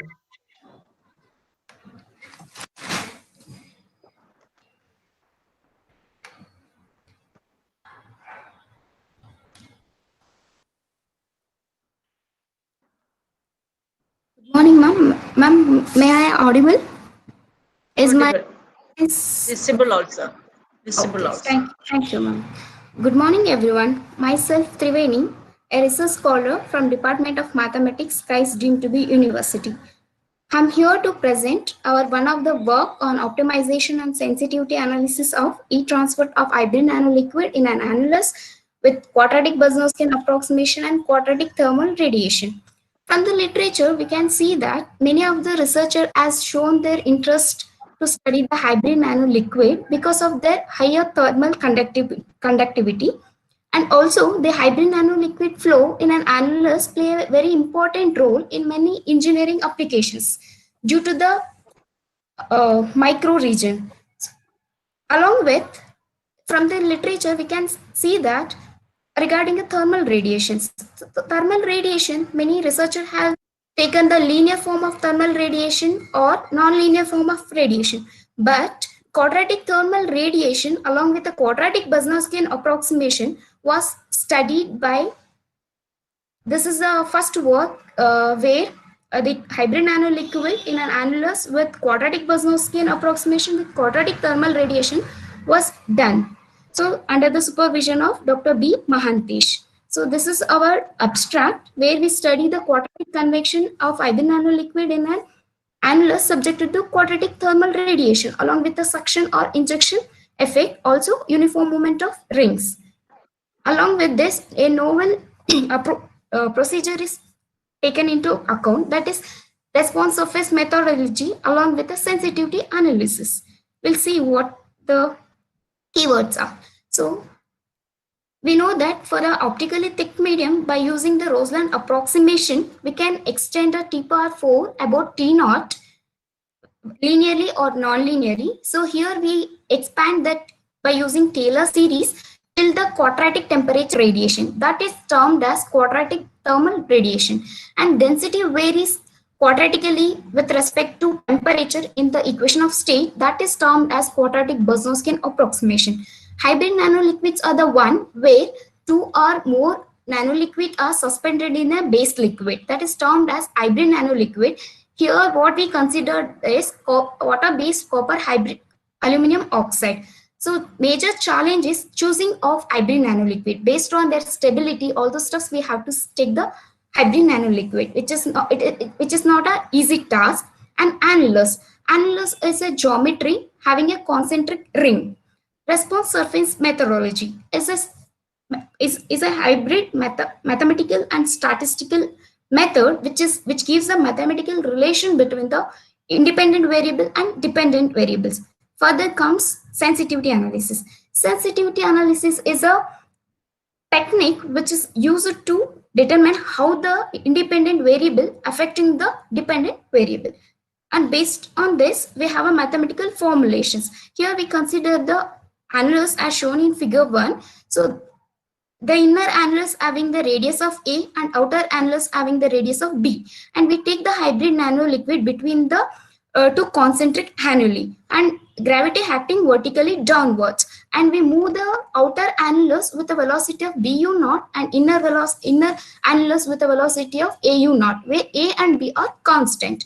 And radiation is applied along the radial directions, and T naught is maintained at the T is equal to T naught is the temperature at outer annulus, and T is equal to T1 is the temperature at the inner annulus, where T1 is greater than T naught, means the temperature at the inner wall is greater than the temperature at the outer annulus.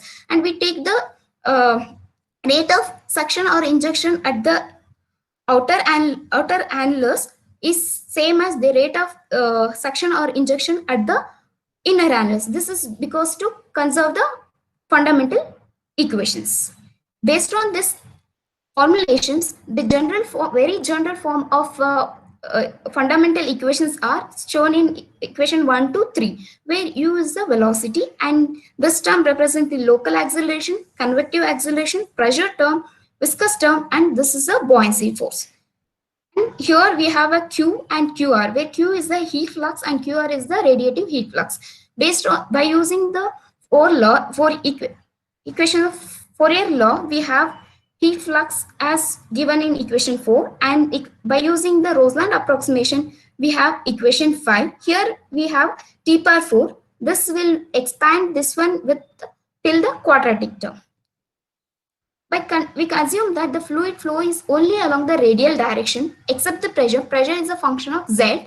Then equation 1 to 3 yields 6 to 8. And the difference between the pressure and the hydrostatic pressure is given in the equation number 9. And differentiating equation 9 with respect to Z, we get 10. And substituting this 10 in the linear momentum equation, we get equation 11. And also we know that in many thermal applications, the variation of density with temperature, it's non-linear. So accounting that cannot be neglected. So here we consider the density variation as quadratically, as shown in equation 12 by using the Taylor series and truncating the rest terms, higher order term.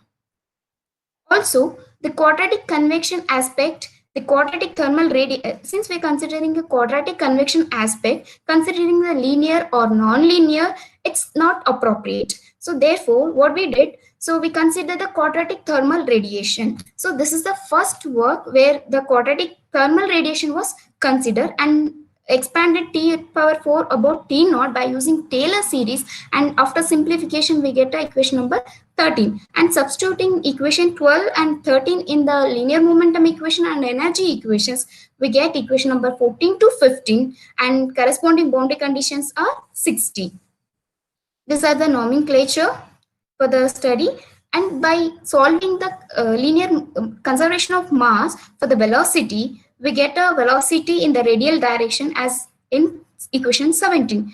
Also, we can see that ur is equal to minus a into ur naught divided by a r naught is the rate of rate of suction or injection at the inner surface of the outer annulus, where ur is equal to minus of ur naught is the rate of suction or injection at the outer surface of the inner annulus.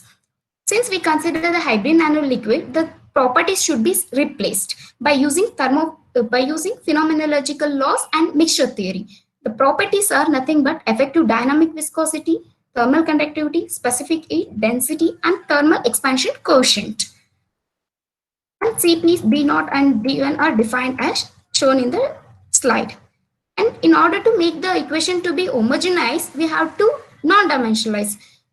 Means we have to neglect the dimension. We have to remove the dimensions. So in order to remove that, we use dimensionless quantities as shown in the slides, and we get a non-dimensional parameters like suction or injection, Prandtl number, Hartmann number, Grashof number, Reynolds number, mixed convection, and radiation and nonlinear convection parameters. So these are the equations. After non-dimensionalized, we get the equation 18 and 19. Corresponding boundary condition is 20. The equation 18 and 19 subjected to the boundary condition 20 are solved by using numerical method, that is shooting method. Also, the physical quantities, skin friction coefficient and Nusselt number when r is equal to 1 and r is equal to lambda is given in this expressions. And A1, these are the fluid properties defined for the simplification. In order to validate the obtained results from the shooting method, we compare the numerical solution, what we obtain, with the exact solution by neglecting the quadratic thermal radiation, and we arrive at a good consistency between the exact solution and the numerical solution that is displayed in figure 2. And next comes to the results and discussions. First, we'll see what is a parametric analysis. We perform the parametric analysis in to know the physical meaning of the problem of different involved parameters like RT, S, nanoparticle volume fraction, alpha, U on velocity, temperature, skin friction, and Nusselt number distributions. Through the calculation, we fix the value for the parameters as shown in point 2. And since the water is considered as a base fluid, the corresponding values of Prandtl number is calculated by substituting the value for mu, K, and Cp, and we get 6.0674 for the water at 300 Kelvin. So here in our problem, we consider the nanoparticle volume fraction up to 6%. First result, velocity profile for different movement of annulus. So A and B are obtained by fixing one of the wall stationary and constant and moving the another wall with the uniform velocity like that. And in C, moving both the walls at a constant velocity. So from graphs, we can see that the velocity increases when we move the wall in the direction of z-axis against to the gravity. So the velocity decreases when we move opposite direction of the z-axis. Also, we can see that the maximum and minimum velocity are obtained when the profile is moving towards a moving wall. So that we can see from the figure 3. Next comes variation of velocity and temperature profile for different values of thermal radiation parameters. So in both cases, we can see that as the thermal radiation parameter increases, the velocity and temperature profile increasing. This is because of excessive heat supply into the system. As a result, it increases the fluid velocity. Next comes the velocity and temperature profile for suction or injection parameters. So when S is greater than 0, it represents the injection. When S is less than 0, it represents the suctions. When the injection of hybrid nanoliquid is increasing, here you can see blue lines. So increasing, it decreases the velocity and temperatures. Next, we have a velocity profile for different values of nonlinear convection parameter and mixed convection parameter. Here we can see that as the nonlinear convection parameter and mixed convection parameter increasing, the velocity profile increases. This is because of strong buoyancy force.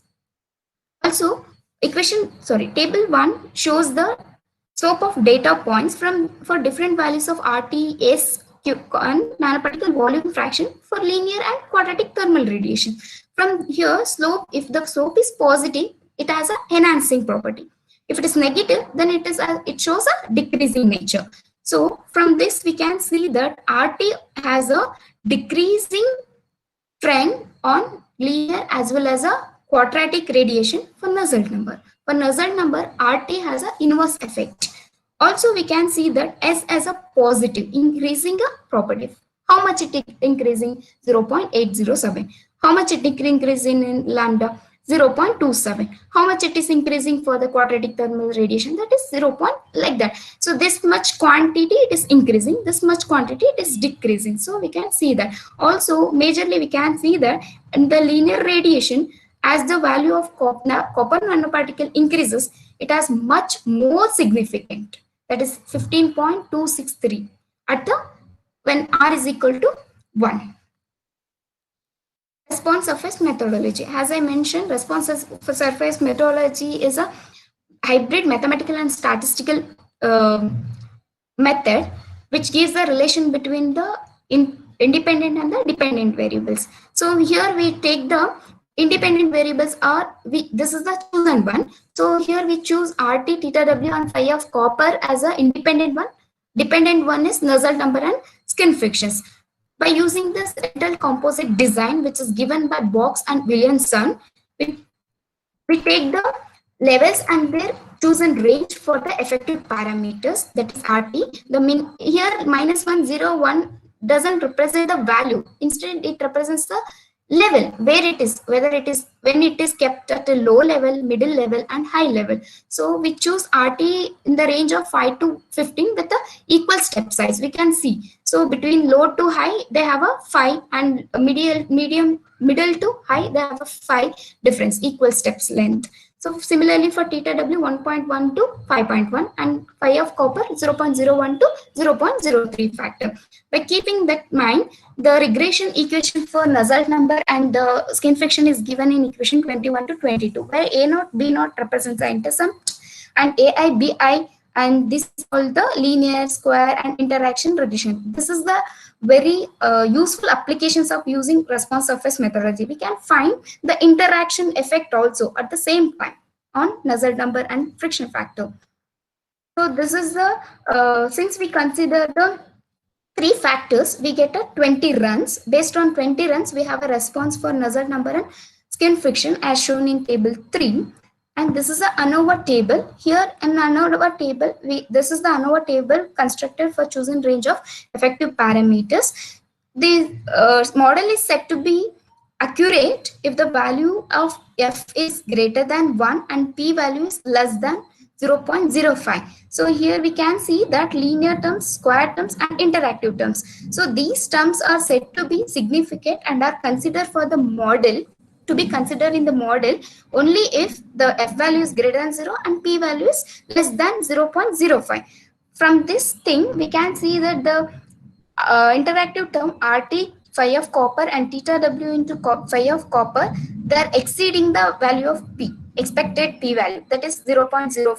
So we neglect the interaction terms in the previously showed regression equation. By neglecting that, we take the similarly for Nusselt number. In order to validate the accuracy of the model obtained for the effective parameter, we plot a residual plots. From this, we can see that in the normal probability plot, the data points are very close to the straight line. And also in the histogram, we can see that the data is very symmetric without much skewness. So from these, we can see also, we can see that R square and adjacent R square value is tending to unity. That means that shows that the model what we constructed, it was a very fitted model and has a very good accuracy based on, by considering only the statistically significant terms in the ANOVA table. We get an expression for Nusselt number and skin friction as shown in equation 23 to 24, and text sensitivity analysis, which helps to find how much dependence, how the dependent variable changes with the independent variables. Here we can see this is obtained by differentiating the equation 23 and 24 with respect to RT, theta W and phi of copper. So here we can see that the positive value represents the increasing nature, negative value represents the decreasing nature. We can see that here in 20, for example, if you take a equation 25, shows sensitivity of tau 1 with respect to RT, which is then shown in equation 25. Here we have minus 0.03254 of RT if we decrease, the sensitivity of skin friction factor reduces by 0.037274 times a RT, and this times a theta W. We can calculate how much it is decreasing, how much it is increasing. Quantity also we can find. Similarly for Nusselt number. So here we plotted the graph for sensitivity analysis. Here green bar represents the sensitivity towards thermal radiation, red for sensitivity analysis towards the temperature ratio parameter, and blue for copper nanoparticle volume fraction. The positive bar chart represents the enhancing nature, the negative bar chart represents the decreasing nature, and higher the bar chart, higher will be the value. So from this, this is obtained by fixing one of the parameter at the low level. Here we fix the copper nanoparticle volume fraction at the low level, and we vary the RT and theta W from lower to higher level. From all these graph, we can see that the sensitivity towards the theta W is higher when theta W and phi of copper is maintained at the low levels. So similarly with the next Nusselt number.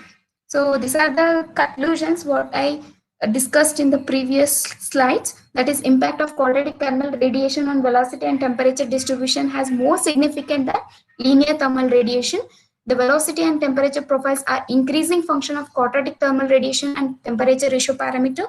The velocity profile enhances with increasing quadratic convection parameter and mixed convection parameters, and the impact of nanoparticle volume fraction on skin friction is more significant for quadratic thermal radiation than the linear thermal radiation.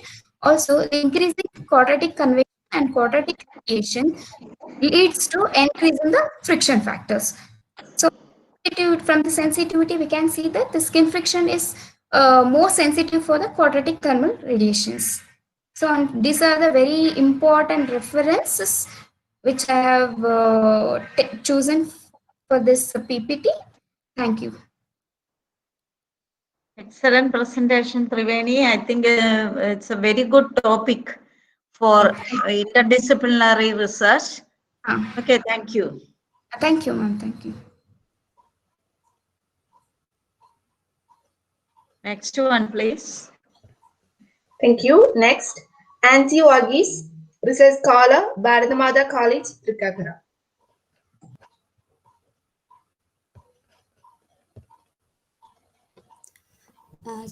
Good afternoon, one and all. Can you hear me?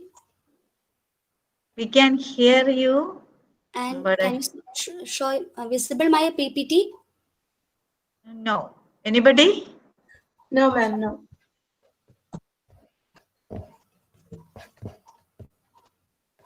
Okay, 1 minute.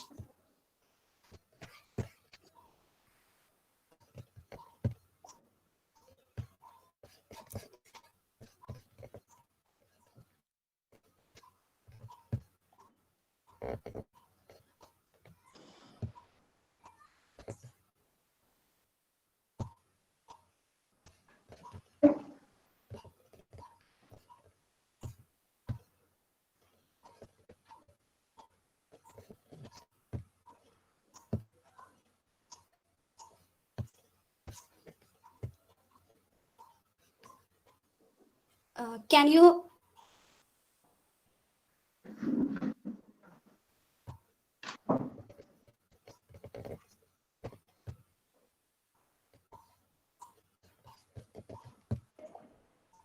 We can hear you and see your face, but not the slide. Why? It is not share with you, but I don't know why. Okay. Okay, now visible. Okay. Okay. Good afternoon, one and all. Myself, Fancy Verghese, Research Scholar, Department of Mathematics, Bharathamata College, Trikakara. Under the guidance of Dr. Paul Isaac, Department of Mathematics, Bharathamata College. My title is Inductionistic Fuzzy Abundant Semi-Groups. Moving on to the introduction. The concepts of fuzzy sets were introduced by Lofty A. Sadeh. Rosenfeld applied it to the elementary theory of groups. He used the concept of characteristic function to initiate the specification of some algebraic structures. Many authors have presented various kinds of fuzzy semigroups. J.B. Fountain studied a class of semigroup known as abundant semigroup. Lee extended this abundant semigroup to fuzzy abundant semigroup. And K. Atanasoff, who introduced the notion of inductionistic fuzzy sets, which are the generalization of fuzzy sets. Here, we introduce the concept of inductionistic fuzzy abundant semigroup. Some preliminaries. We know that a semigroup is a set together with an associative binary operation on dot on S. If a semigroup does not have an identity element, we can adjoin an element 1 to S and form a monoid by define like this: 1 dot S is equal to S dot 1 for all S belongs to S, and 1 dot 1 equal to 1.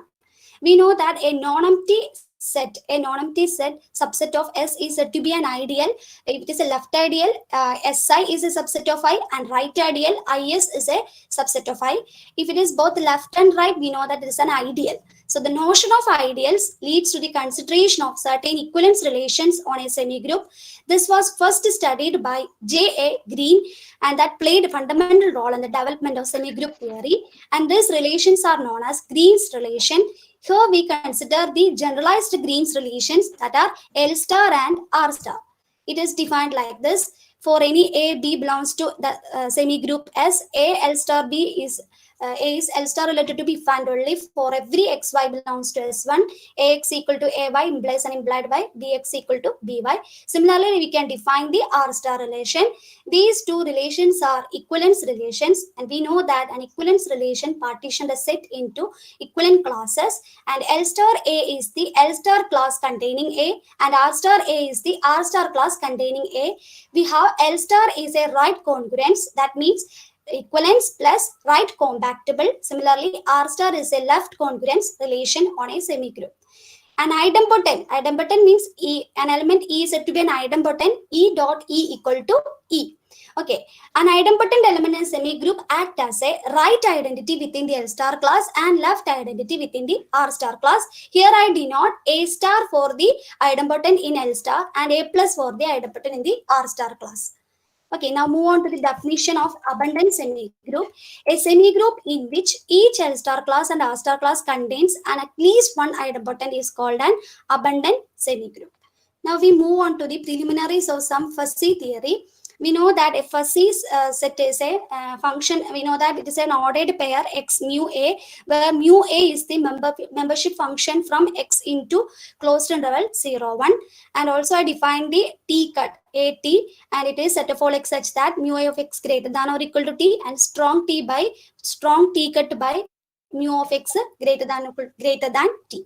And I define the to A, B are two fuzzy subsets of a set X with the membership functions mu A and mu B. We have A subset of B if and only if the membership value of X in A is less than or equal to membership value of X in B. Similarly, I define the recession and union. Now moving on to the composition of two fuzzy subsets of a semigroup S is given by A composition B of X is equal to join X equal to Y Z, mu A Y meet mu B Z if there exists Y Z belongs to S and X is the product of Y and Z, 0 otherwise. And a fuzzy subset A of a semigroup S is called a fuzzy subsemigroup of S if mu A of AB is greater than or equal to minimum of mu A, comma, mu A B.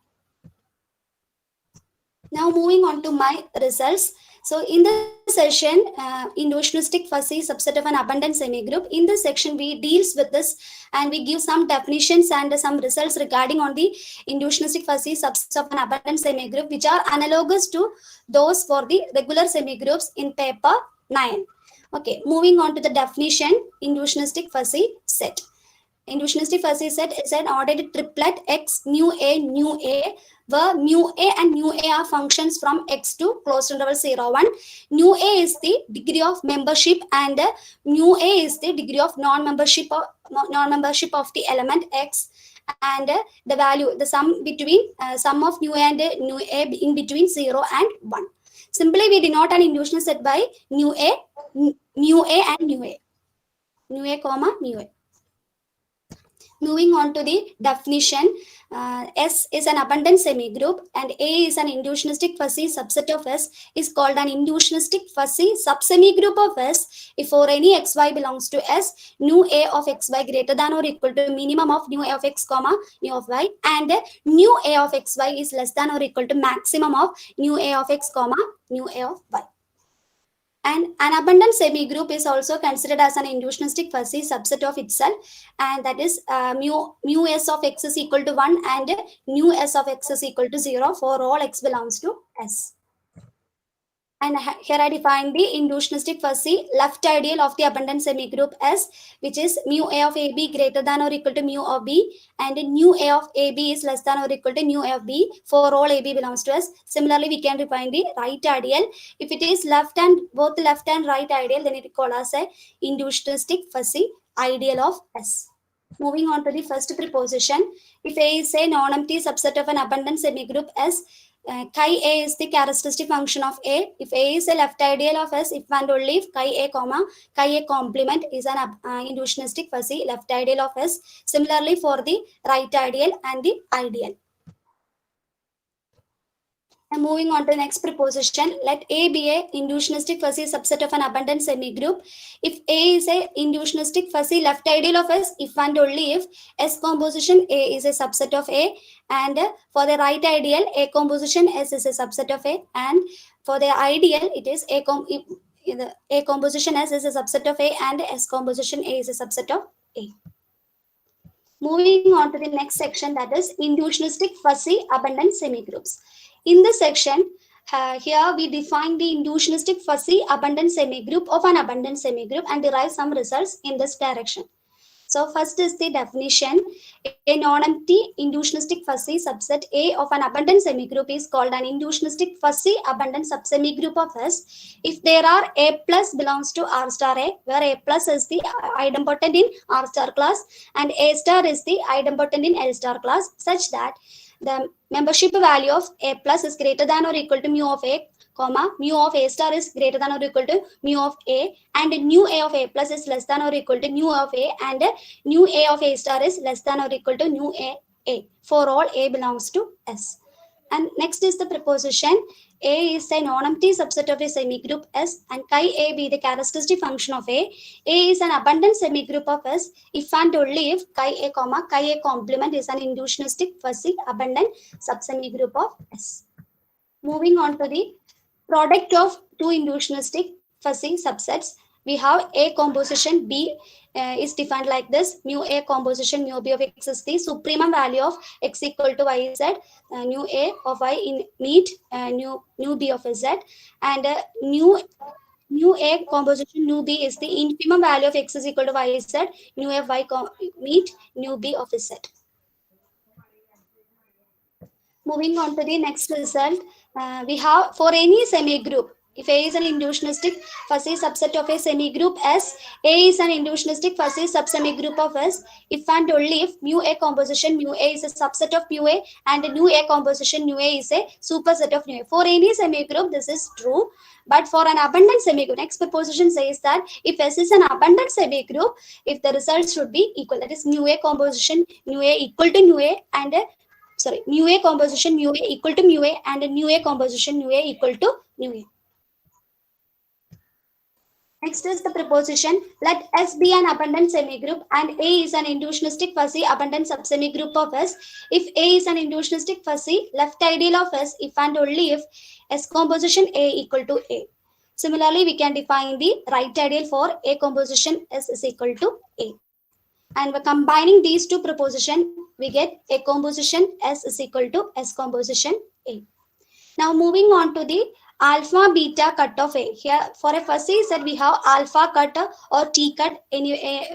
T cut we define. For inducionistic fuzzy set we have two values. Alpha beta cut of A is denoted as C alpha beta of A, and it is given as set of all X belongs to X such that mu of X greater than or equal to alpha, comma, nu A of X less than or equal to beta, where alpha plus beta should be less than or equal to 1. And I define this definition in the semigroup also. Alpha beta cut of a semigroup is given by like this. And the next is the proposition, that is let S be an abundant semigroup and let A be an inducionistic fuzzy abundant subsemigroup of S. Then alpha beta cut of C alpha beta of A is an abundant subsemigroup of S, where mu of E is greater than or equal to alpha and mu of A E is less than or equal to beta, and E is the idempotent in S.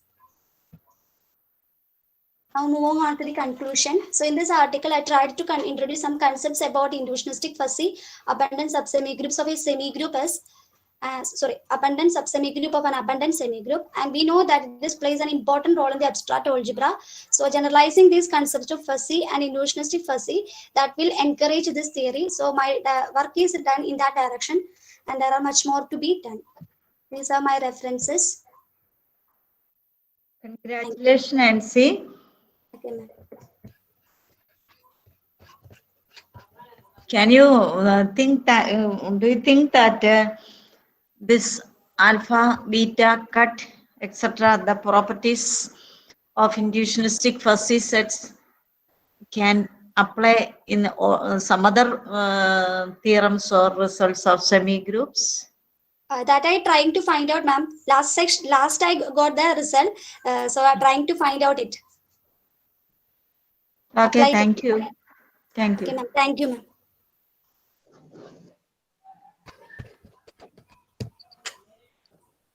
Our next participant is P. Gayatri, Assistant Professor in Mathematics, Government College, Rayachodi, Kadapa District.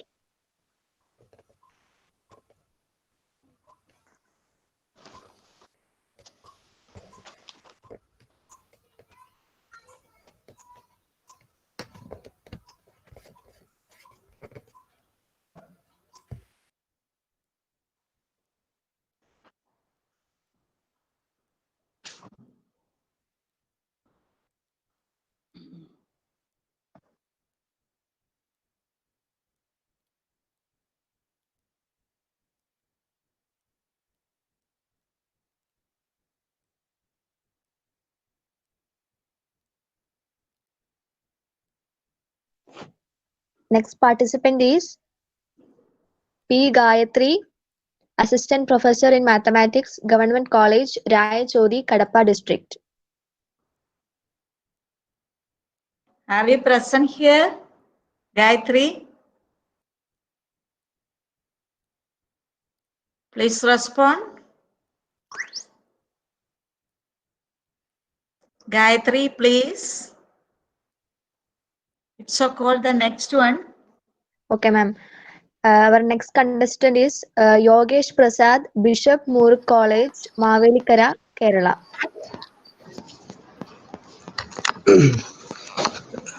Good afternoon, one and all. Am I audible to you? Okay. Yes, sir. Okay.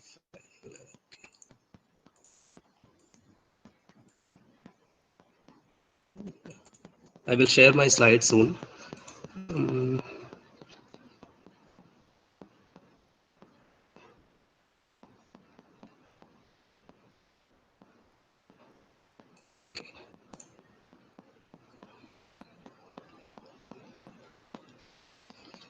I hope that everybody can see my PPT now. We can't, Yogesh. Okay, ma'am. Wait.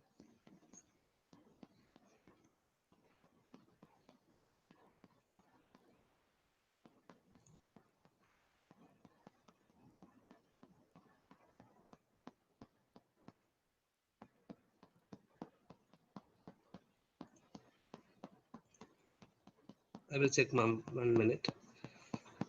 Okay. So now it's okay. Okay.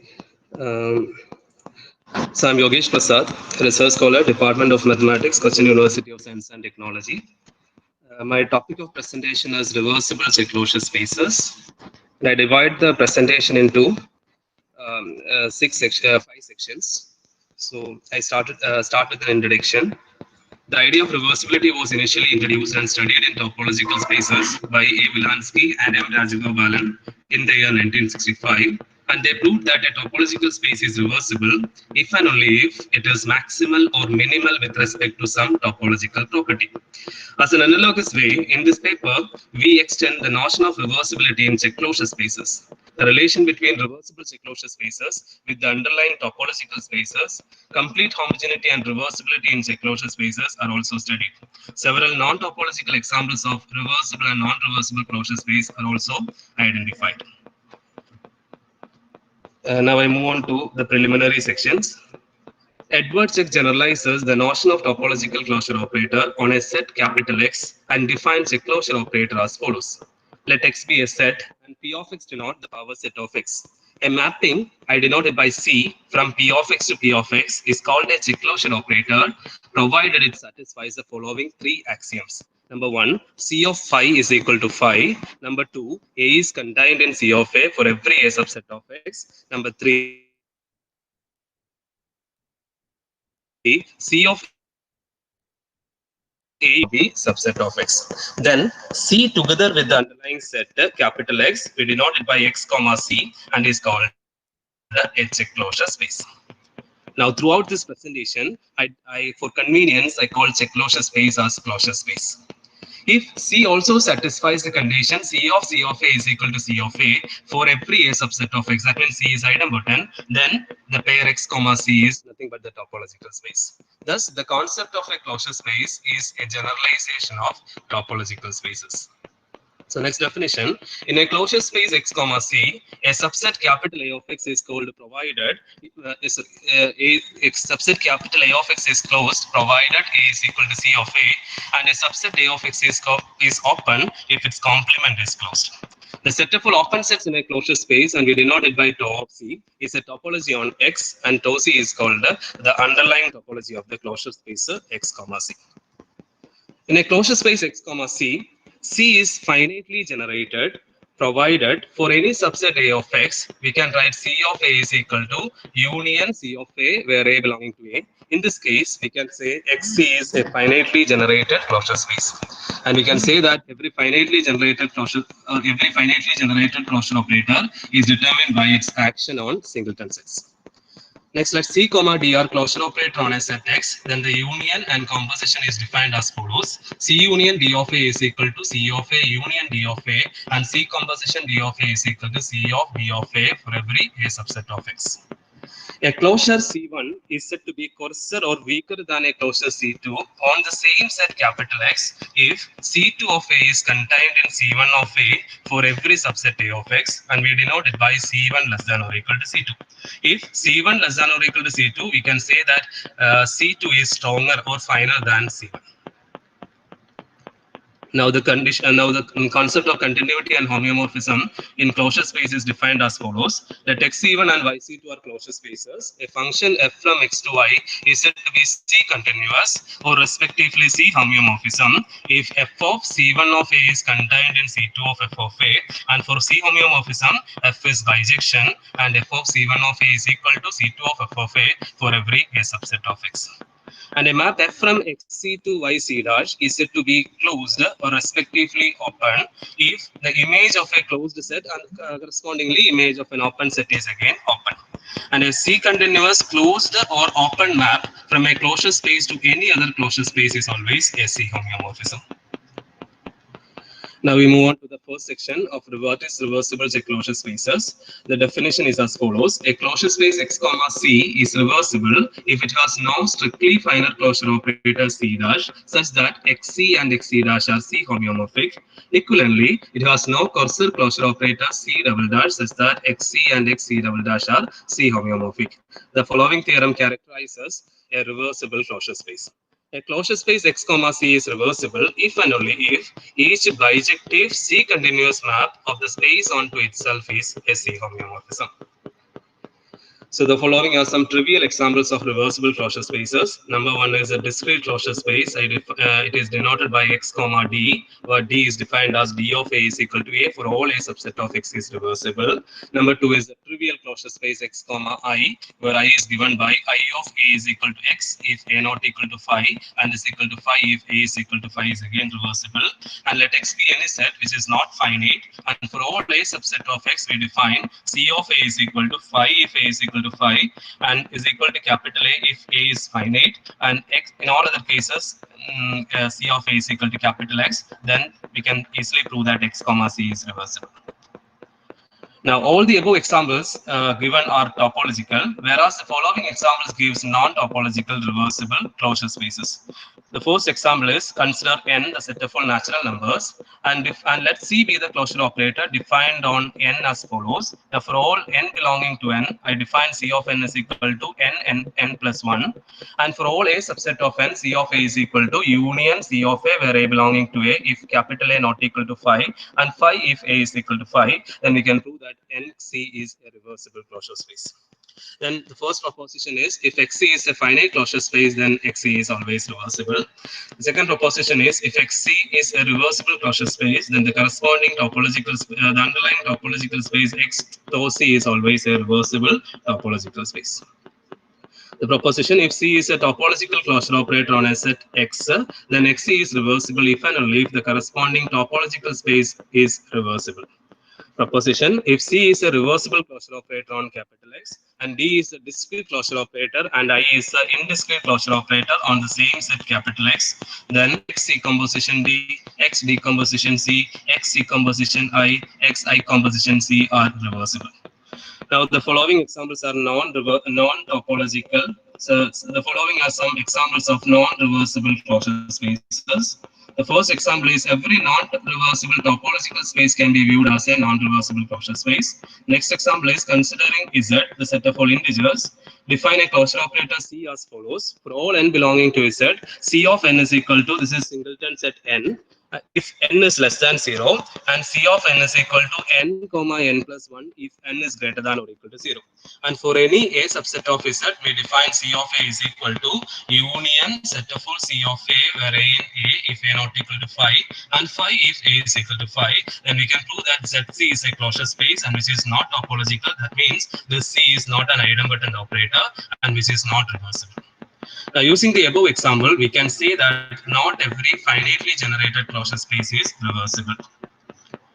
The following example is much more interesting. Again, on is set, the set of all integers, define a closure operator.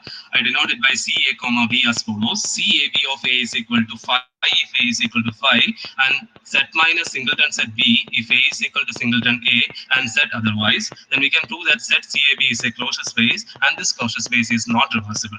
Now, for this closure space, now we're considering the underlying topological space. The underlying topology is the indiscrete topology, and the indiscrete topology is reversible. That means for this closure space, the closure space is not reversible, whereas the underlying topological space is reversible. Now, the proposition is, using this example, we got the infra closure operator on Z are non-reversible, and these type of closure operators CAB are called infra closure operators.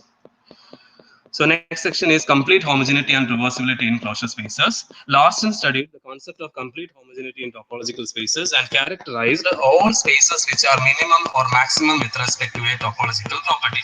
He also determined a characterization of complete homogeneity in topological spaces. In an analogous way, Ramachandran studied complete homogeneity in closure spaces. In this section, we found some relation between complete homogeneity and reversibility. A definition: a topological space capital X is completely homogeneous if every one-to-one mapping of X onto itself is a homeomorphism. So very similarly, a closure space X comma C is completely homogeneous if every one-to-one mapping of X onto itself is a C homeomorphism. Now the theorem is a closure space XC is completely homogeneous, then XC is reversible. The converse of the above result may not be true. Also, we prove that every completely homogeneous closure space is hereditarily reversible. In topology, spaces that are maximal or minimal with respect to some specified topological property are reversible. For example, we considering compact Hausdorff space, which is maximal, compact, or minimal Hausdorff, and such spaces are examples of reversible spaces. In the following theorem, we try an analogous study in reversible closure space context. Theorem: let X comma C be a closure space, then the following are equivalent. Number 1, XC is reversible. Number 2, XC is minimum for some closure space property P. Number 3, XC is maximum for some closure space property P. So I move on to the conclusion. In this paper, we define reversible closure spaces analogous to reversible topological spaces.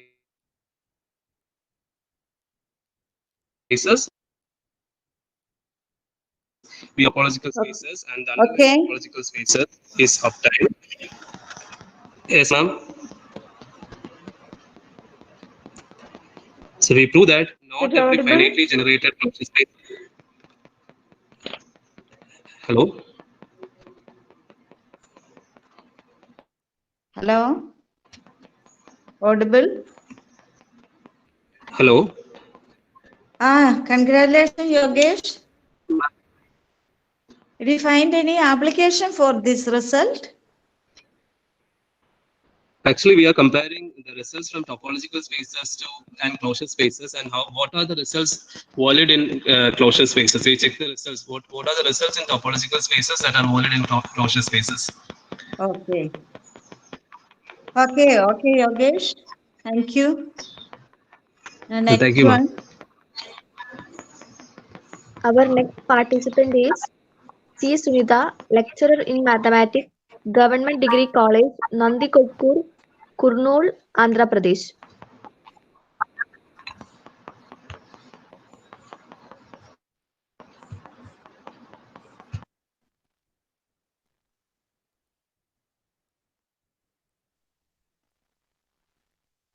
Once again, T. Sunitha, lecturer in mathematics, Government Degree College, Nandikodkur, Kurnool, Andhra Pradesh.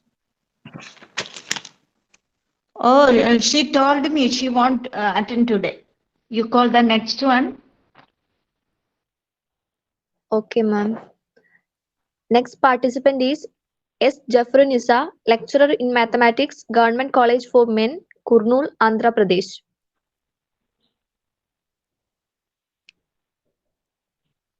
Once again, S. Jafrunisa, lecturer in mathematics, Government College for Men, Kurnool, Andhra Pradesh.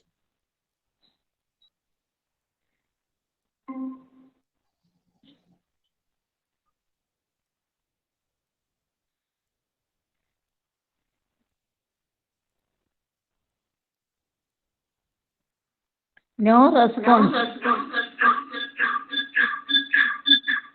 Okay, ma'am. Next participant, Pabitra Kumar Jaina, PG Department of Mathematics, Berhampur University, Banja, Odisha.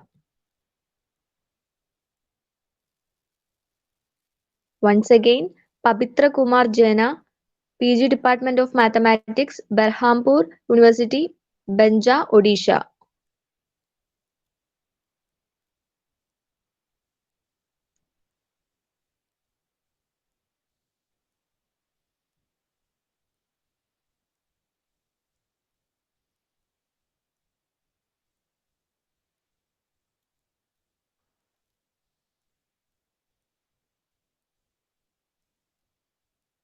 Gayatri P.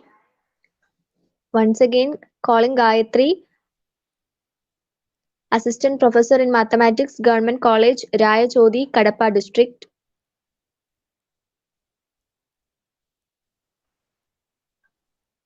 Again, Jafranisa Prabitra Kumar. Pabitra Kumar. No response. Okay, we can conclude. Our next session, when? 5:30, Our no? next session will be at paper presentation number 3 at 1:30 p.m. And lecture at Next lecture session will be at 5:30 p.m. So by 5:30 p.m. only we will give you the next link. You will get the link in your WhatsApp group by 5:30 or 5:15. Okay.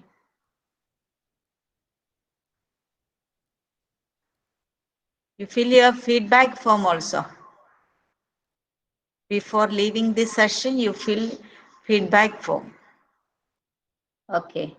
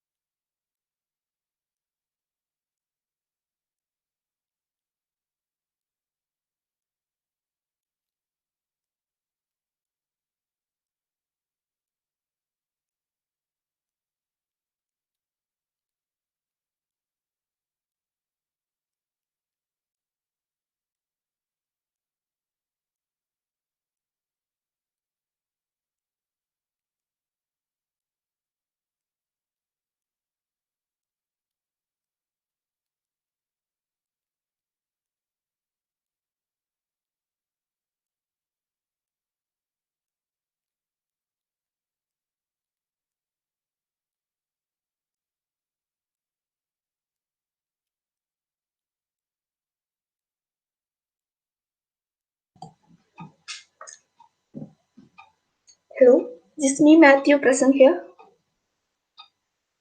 This is me Matthew. Yes, yes. Thank you. Yes, Aranya.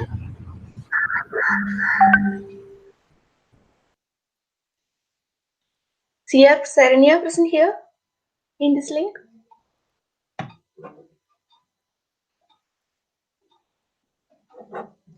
Sia Saranya. Okay. Ramya MS.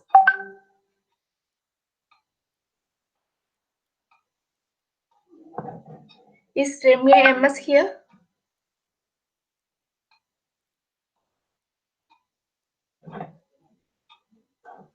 Okay, thank you.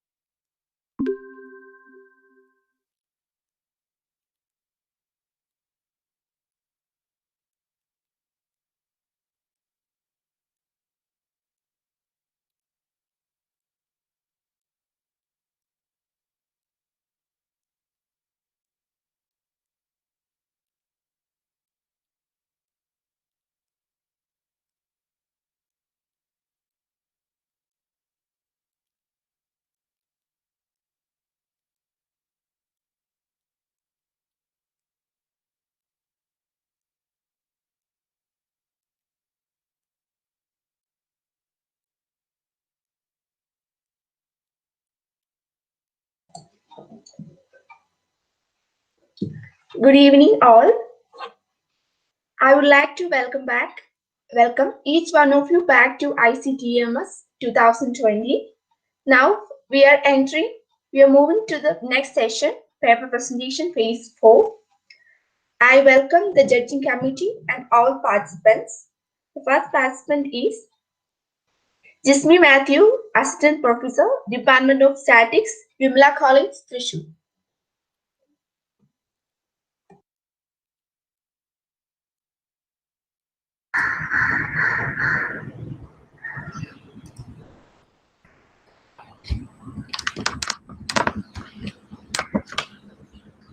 Okay, thank you.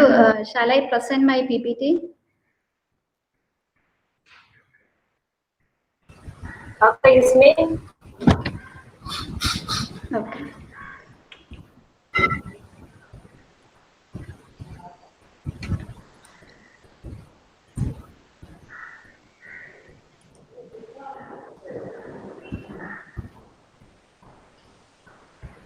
Okay, is it visible? Okay, visible is me. Okay. Okay. I'm Jismi Matthew, working as an assistant professor, Department of Statistics, Vimla College. Here I am going to present a paper titled on a generalization of length-biased Maxwell distribution. First, I will give an introduction. The Maxwell distribution, also called Maxwell-Boltzmann distribution, is a classical one-parameter distribution finding numerous applications in engineering, physics, chemistry, and reliability. Formally, it appears in statistical mechanics corresponding to the distribution of the speed of molecules in a gas. Mathematically, the M distribution with the parameter alpha greater than 0 and is specified by the cumulative distribution function that is expressed in equation 1. The corresponding probability density function is obtained as, that is equation 2. In particular, Modi and Sagar in 2015 and 2017 jointly proposed to extend the Maxwell distribution through the use of the length-biased scheme, introducing the length-biased Maxwell distribution with parameter alpha greater than 0. The corresponding CDF is expressed in equation 3, and the probability density function is expressed as equation 4. This equation 4 is obtained such that LBM is equal to X into Fm divided by mu m, where mu m is integral 0 to infinity x into Fm of x dx. Here I introduce the Marshall-Olkin length-biased Maxwell distribution defined with the following CDF. This is the general form of the CDF of Marshall-Olkin, that is equation 5. For x greater than 0, for the Marshall-Olkin length-biased Maxwell distribution, the CDF is expressed in equation 6. And the corresponding probability density function of MOLBM distribution is obtained as this FMOLBM is in equation 7. The survival function is obtained as MOLBM is expressed as equation 8. The hazard rate function is given by f of x is this one for x greater than 0 and alpha greater than and beta greater than 0. The following figures show some possible shades of the PDF and hazard function of the MOLBM distribution for the selected values of parameters. These are the figures for different parameter values of alpha and beta for the PDF. And this is the PDF of hazard rate function for different values of alpha and beta. The maximum likelihood estimate, the likelihood function of alpha and beta based on x1, x2, etc., xn is given by L of x beta is, that is a product of the probability density function that is expressed in equation 10. And the log likelihood function reduces to this form, log likelihood of MOLBM distribution, that is in equation 12. The partial derivative of this log likelihood function is given by dou log L by dou alpha is equal to this expression, and the partial derivative with respect to beta, that is dou log L by dou beta is this one, this equation 13. The maximum likelihood estimator alpha hat and beta hat of the parameters alpha and beta can be obtained by solving the equations dou log L by dou alpha equal to 0 and dou log L by dou beta equal to 0. Here I consider the application to real data set to illustrate the importance of MOLBM distribution. The goodness of its statistic for this model is compared. Explore the potentiality of the new model with other three well-known competitive models, which are Marshall-Olkin length-biased exponential distribution, Marshall-Olkin extended linearly distribution, and length-biased Maxwell models. To compare the goodness of it using information criteria, I use AIC, that is minus 2 log L plus 2k, and the BIC, that is minus 2 log L plus k into log n, where k is the number of parameters and n is the sample size. And the goodness of fit measures used are A star, W star, and Anderson-Darling and KS statistic, Kolmogorov-Simron statistic, and P and its p-value. The distribution with the smallest values of these statistics and largest KSP value can be chosen as the best model to fit the data. This data is taken from Murthy et al. In 2004. The data represents the failure times of mechanical components. The data is given as follows. This is the data set for the failure times of mechanical components. The estimates and the standard errors of the parameters for the data set is given in this table. For MOLBM, alpha, the estimate of alpha is 21.52 and the estimate of beta is 0.08. Their standard errors are given in the parentheses for the other competitive models also. This is the criteria measures for the data set. For the model MOLBM, minus log likelihood function is 86.24 and AIC value is 176.49, CAIC value is 177.07, BAIC value is 178.85 and HQIC value is 177.12. For the other competitive models, these values are higher than the MOLBM models. And the goodness of measures for this data set for the model MOLBM, A star value is 0.21 and W star value is 0.02, KS value is 0.09 and KSP value is 0.95. For the other models, its values are A star, W star and KS values are larger and P value is smaller. From this tables, it is clear that the smallest AIC, CAIC, DAIC, HQIC, A star, W star, and KS statistic, and the largest KSP value are obtained for the MOLBM model. Therefore, we can conclude MOLBM is a best model for this data set.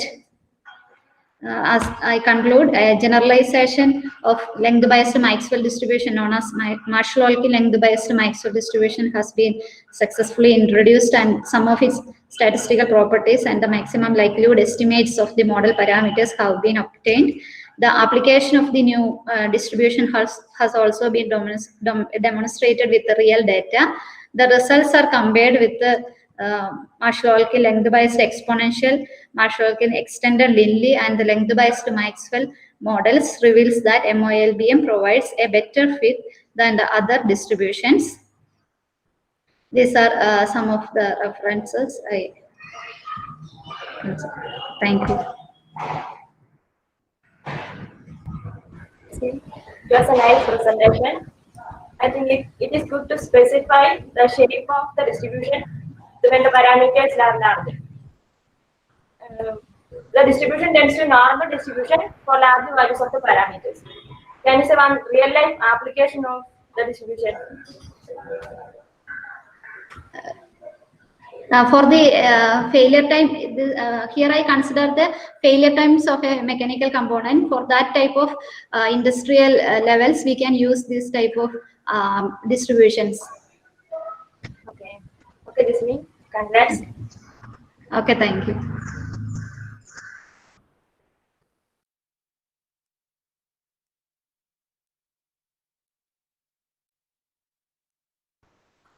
Next participant. Next participant is C.R. Sharanya, Department of Statistics, Bharatiya University, Coimbatore, India.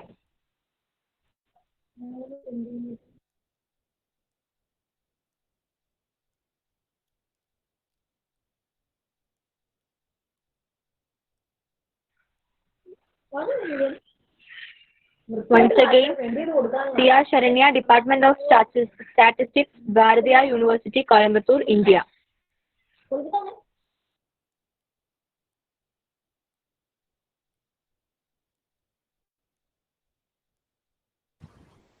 Is Sharanya present here? No, ma'am. I think she is absent. Next participant. So next participant, Ramya MS, Research Scholar, Department of Statistics. Yes, ma'am. I'm here. Yes. Hello. Audible. Oh, audible.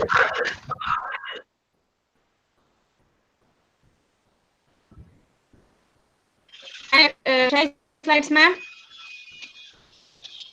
It is not clear.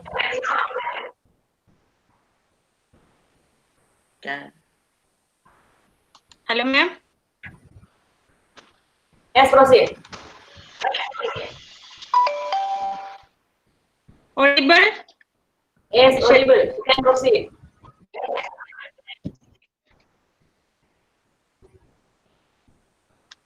Share videos visible?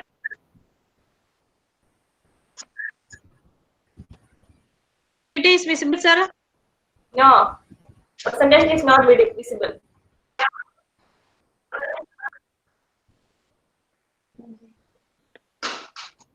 One minute, madam. Share. Share. It's not a share.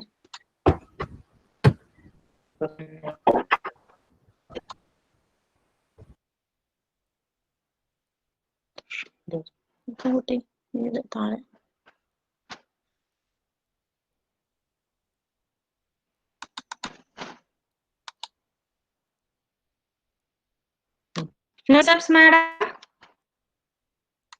Can you see the slides? Hello? No, ma'am. Hi, Yes. madam. Now it's Yes, slides are visible. Okay. Okay, thank you. Good evening. I am the MEMS Research Scholar in Department of Statistics at Annamalai University. On this momentous occasion, I would like to express my sincere thanks to my respected head, Dr. Prashant CB, Sri Kerala College, for his constant support for preparing and presenting this paper. The motivation behind my paper is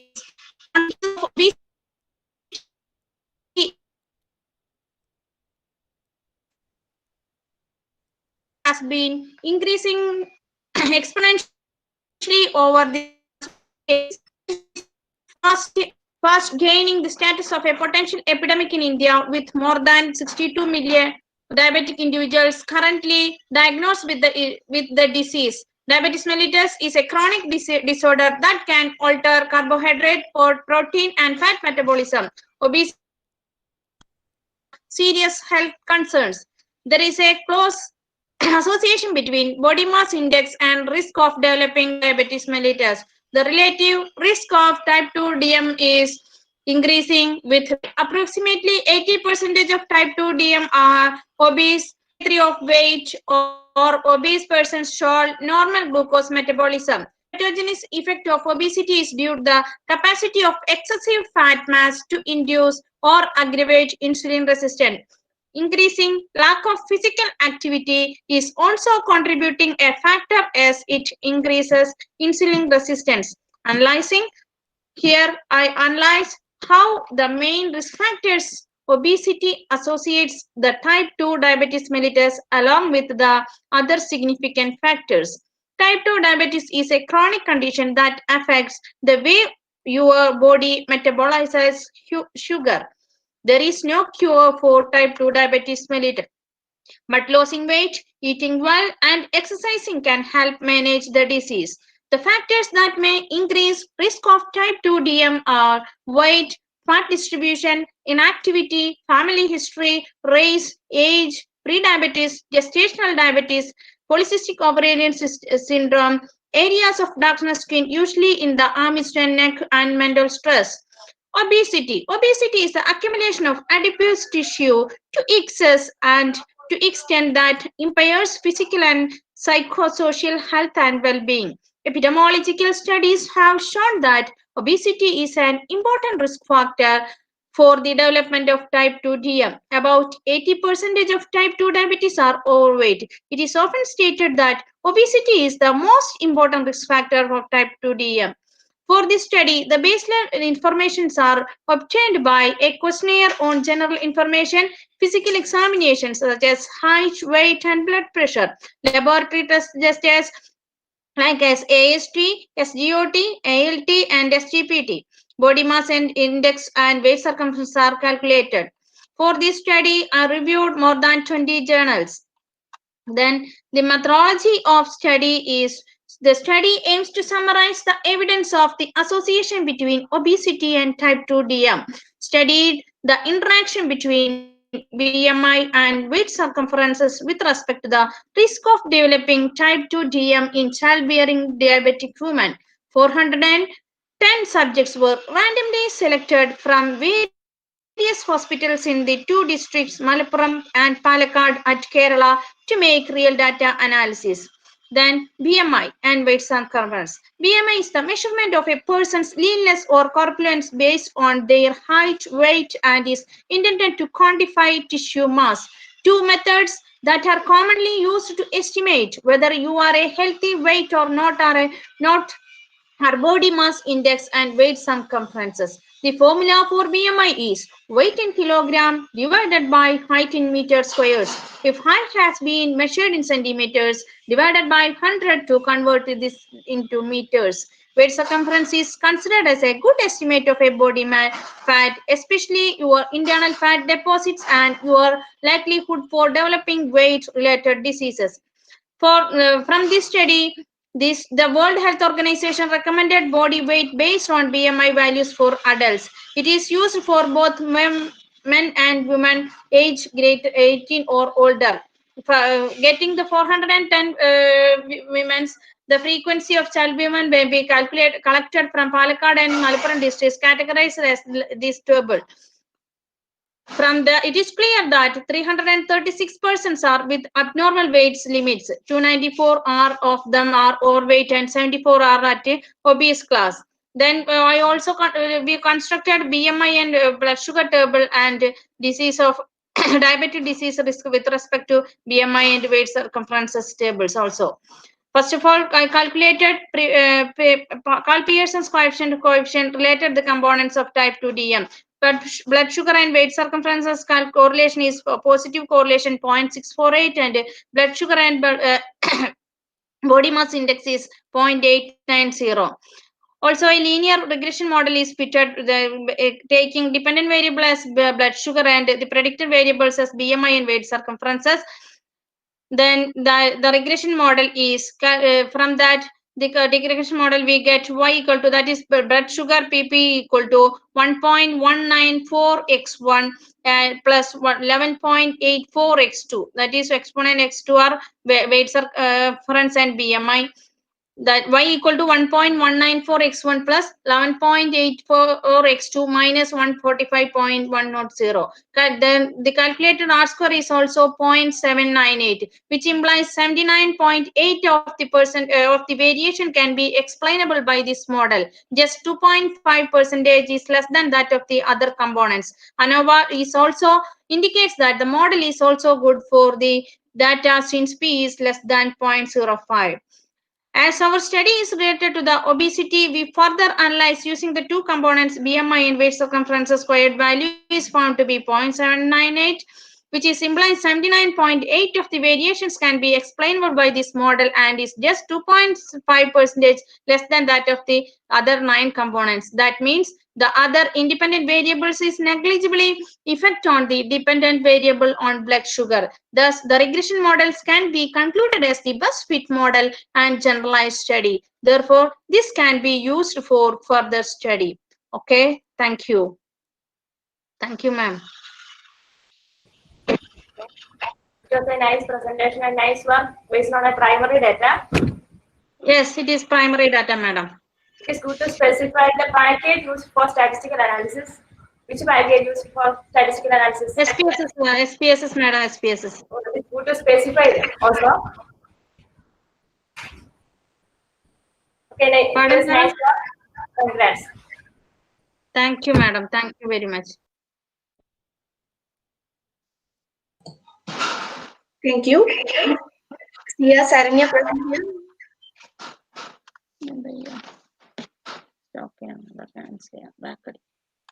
Sia Saranya.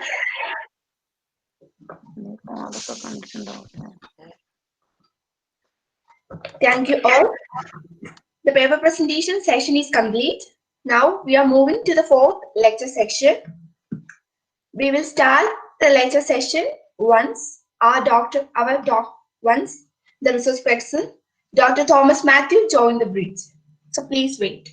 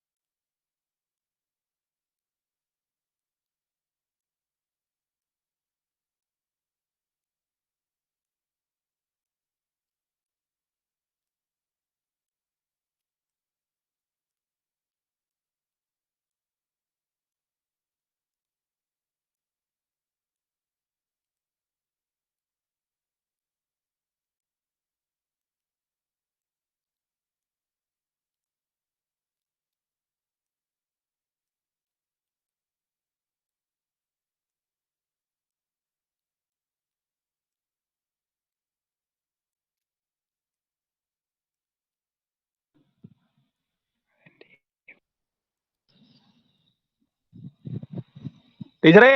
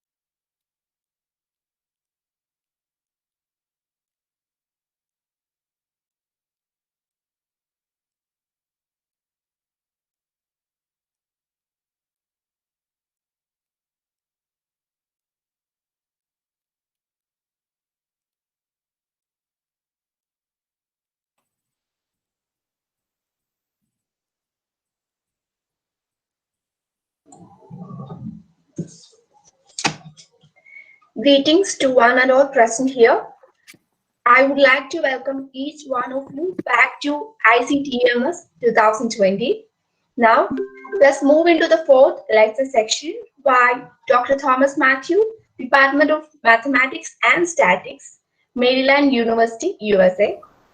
I invite Sybil Ma'am, ICTMS joint convener, to welcome you. Professor Thomas Matthew is a stalwart in his field and a teacher of wide learning. His research includes both methodological development and interdisciplinary applications of statistics. He has produced 22 PhDs under his supervision and published more than 130 research papers in reputed international journals. He is an associate editor of several journals, including Journal of American Statistical Association. He has co-authored 2 books and reviewed 8 books. He is a constant presence in many international conferences organized in various countries. Again, next 1 hour will be Professor Thomas Matthew to deliver the lecture. Sir, please. Okay, I hope everyone can see my slide here. First of all, Yes, I want to thank all of you for inviting me to give this talk, especially to Dr. Sybil for arranging this. So I'm very pleased that I'm able to address all of you on this topic. So I'm going to talk about what is called bioequivalence and biosimilarity. Soon I will explain what these terms mean. Before I start, let me just mention that anytime any of you have a question, feel free to interrupt me and ask questions. So here is a plan of what I am going to speak. I will start with some background on this problem. I will also briefly discuss the history. Then I will show you how the data is obtained, what type of designs are used to collect the data. Then we will discuss what are called bioequivalence criteria. And in the end, I will talk about biosimilars, which is a fairly new area of research.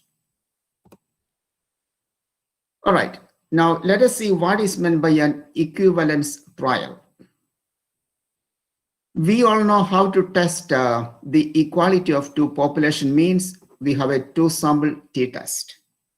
That is testing equality. Equivalence means two things may not be equal, but they are close enough. That means they are not too different. So that is the meaning of equivalence, not too different. Of course, we have to define what is meant by not too different. Okay, let us see why this problem is important, actually very important. So in the United States, whenever a new medication or a new drug is manufactured by a pharmaceutical company, it has to be approved by what is called the Food and Drug Administration, or the FDA. So the FDA is responsible for approving drugs, approving various pesticides and chemicals to be used in agriculture, and it keeps track of all sorts of things related to human health in the context of food and drugs. Now, the approval process of a new drug, it is fairly complicated. So the company who manufactures this drug, of course, has to show that the drug is effective. Okay, let us say I am manufacturing a new drug for reducing cholesterol. Then I'll put in an application to the FDA to get it approved. So I have to show that my new drug is effective in reducing cholesterol. I have to study the side effect of this new drug, how it is going to interact with various other medications, and I have to demonstrate all of this before I can get the approval from the FDA. So it's pretty complicated. This is the reason why some of the new medications are very, very expensive. So once my drug is approved, what will happen is that I will have the exclusive right to sell my drug and make money, make profit for a number of years. This period is referred to as a patent period. So the patent period is the period during which I can sell my drug and make a profit. So this is a new brand name drug on the market. Now the brand name drug, as I mentioned to you, could be expensive because it takes a lot of time and effort and money to come up with a new drug. Once the patent period runs out, anybody can copy the drug. And the term generic drug means it is a copy of a drug already on the market. The main thing with generic drugs is it is very easy to get it approved. And that makes generic drugs very, very cheap. So once again, if I produce a new medication, a new drug, I can sell it and make a profit for a number of years. Usually it is 15 to 20 years. After that, anybody can copy that and sell my medicine. And such a copy is called a generic drug. And it is very easy to manufacture a generic drug if you know enough chemistry. And if you have a lab, you can copy a drug. You can make a copy. Very easy to do.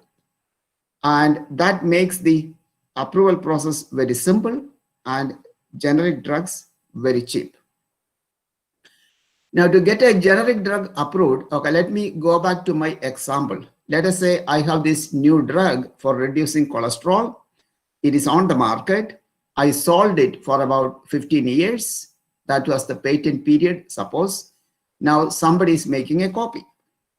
The person who makes a copy does not have to show the copy will reduce cholesterol. All the person has to show is that the copy is equivalent to my original drug. In other words, what is required is that, so in my drug, there is a certain chemical that is responsible for reducing cholesterol.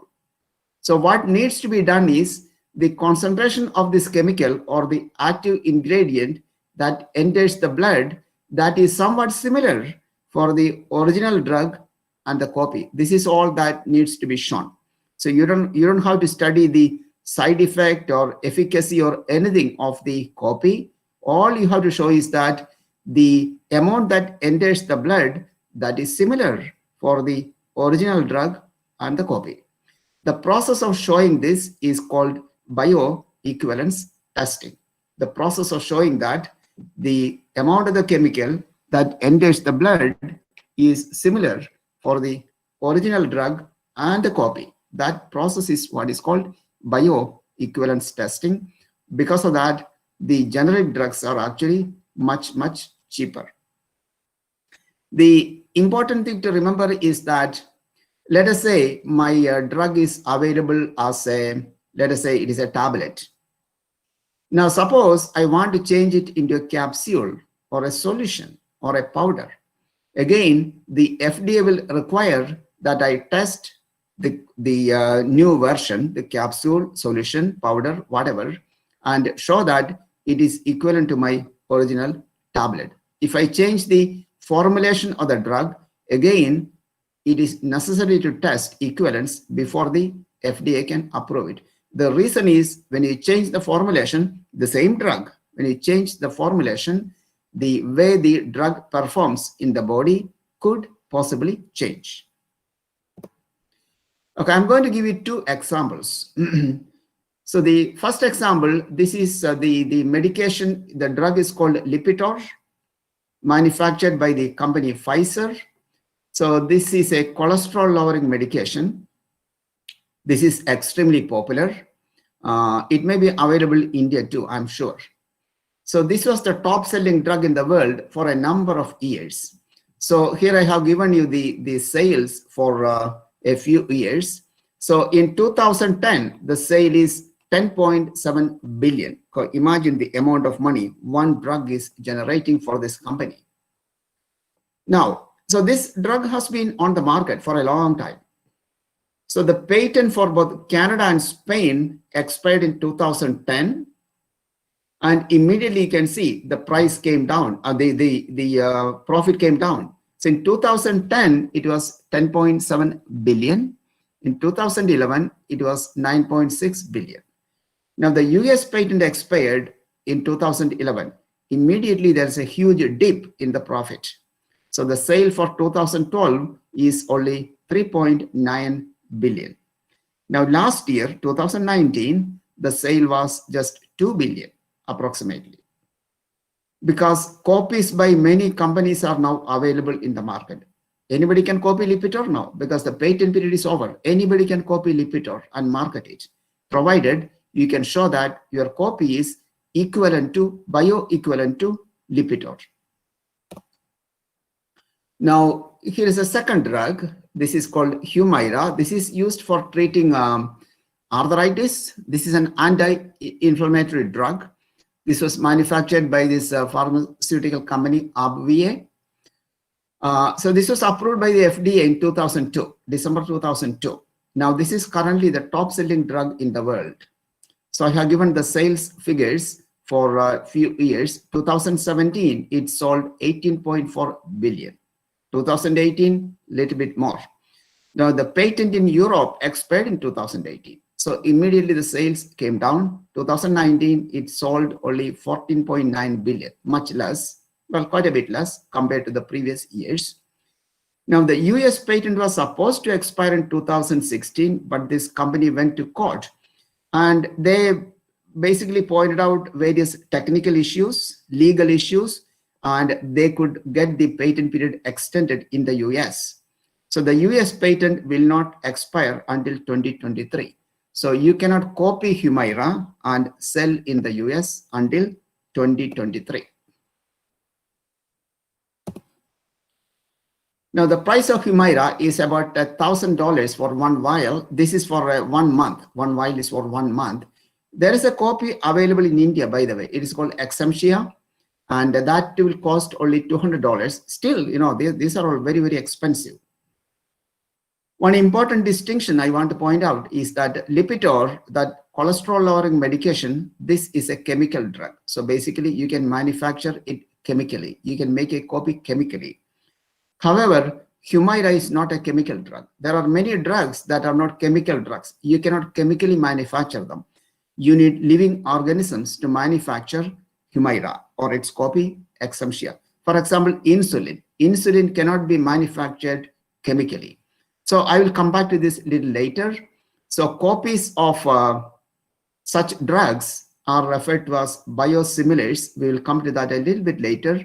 And such drugs which cannot be chemically manufactured, they are referred to as biological drug products or biologics. I have briefly mentioned, this is what I read about the manufacture of Humira. It needs living cells to some genetic engineering in order to come up with either Humira or a copy of Humira. So one of the concerns here is that since it is manufactured using living organisms, you cannot make an exact copy. So any copy of a biological drug like Humira is what you refer to as a biosimilar. We will come to biosimilars towards the end of my talk. Okay, now a couple of definitions, some major concepts in the topic of bioequivalence testing. We talk about the bioavailability of a drug. This means the rate and extent to which the active chemical in the drug. So, for example, you take Lipitor, then the Lipitor will release some chemical into the blood, which is responsible for reducing cholesterol. So this chemical will reach the place where the cholesterol reduction becomes necessary, the site where the drug action is necessary, and the amount of the drug that shows up in the blood is referred to as the bioavailability of a drug. And we say that two drugs are bioequivalent if this amount of the chemical that shows up in the blood is similar for both drug products. We also call them therapeutically equivalent if they provide the same or similar therapeutic effect. That means Lipitor and a copy, they are therapeutically equivalent if they both provide similar reduction in cholesterol. So notice the difference between bioequivalent and therapeutically equivalent. Therapeutically equivalent means the cholesterol reduction is similar for both drugs. Bioequivalent means the amount of the chemical that shows up in the blood is similar for both drugs. So one of the basic assumptions under which bioequivalence testing is carried out is that if two drug products, if they are bioequivalent, then they are also therapeutically equivalent. So this is the assumption under which generic drugs are manufactured and approved. The reason is that, so that means you don't have to check if two drugs are therapeutically equivalent. Bioequivalence is all you need. That means all I need to do is to show that the original drug and the copy, they both provide similar effect. The amount of the chemical that shows up in the blood is similar. That is all we need to show. A little bit of history on the problem. Now, what happened was that the price of drugs started going up significantly in the US. So what the US Congress did that in the early 1970s, they passed what is called a Drug Price Competition and Patent Term Restoration Act. Under this act, this is when Congress approved the manufacture of generic drug products. That means you can copy drugs just to bring down the price, because the brand name drug, the original drug on the market is very expensive. To bring down the price, the Congress decided that companies should be allowed to make copies and sell it cheaper. So then the American Statistical Association was asked to form a committee to establish procedures for establishing bioequivalence. If you think about it, if I want to show that Lipitor and a copy are bioequivalent, I need to show that the amount of the chemical that will enter the blood, they are similar for both the drugs, which means I will be collecting data on the amount of the chemical that shows up in the blood for Lipitor and the copy. And this data has to be analyzed. So suddenly the statistical community has to come into the picture.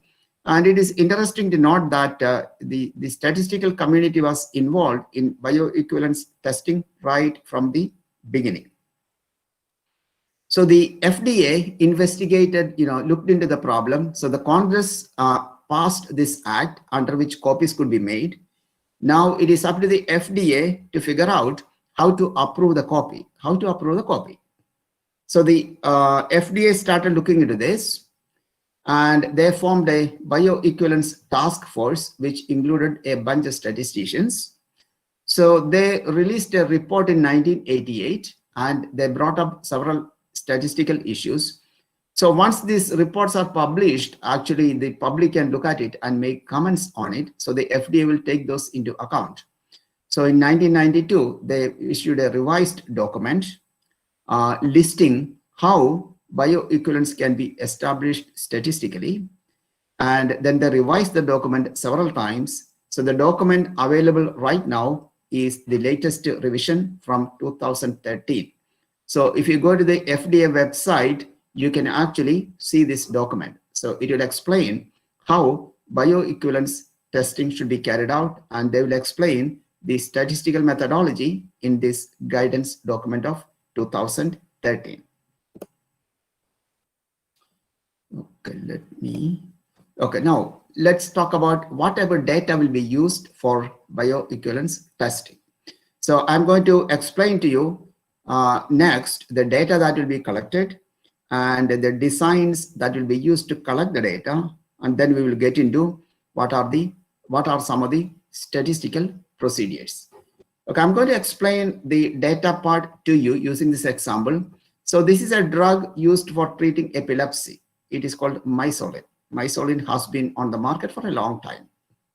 So primidone is the name of the active chemical in Mysoline that is responsible for treating epilepsy. So as I said, like Lipitor, in Lipitor there is some active ingredient that is responsible for reducing cholesterol. I don't remember the name of that, but for Mysoline, this drug for treating epilepsy, a drug that is already on the market, the active chemical in Mysoline is called primidone.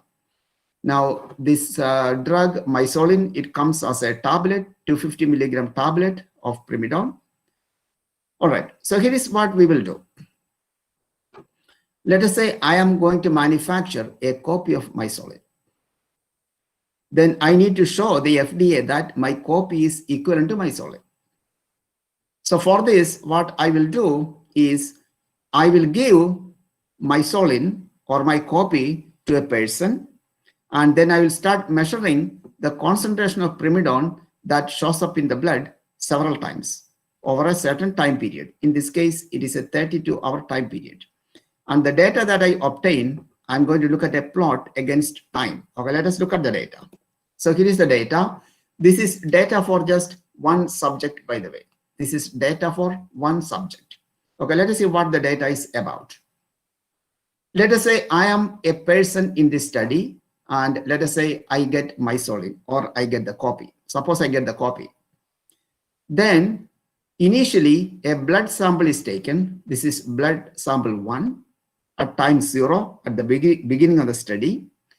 A blood sample is taken and the concentration of primidone in the blood is checked, and in the beginning obviously the concentration has not shown up in the blood.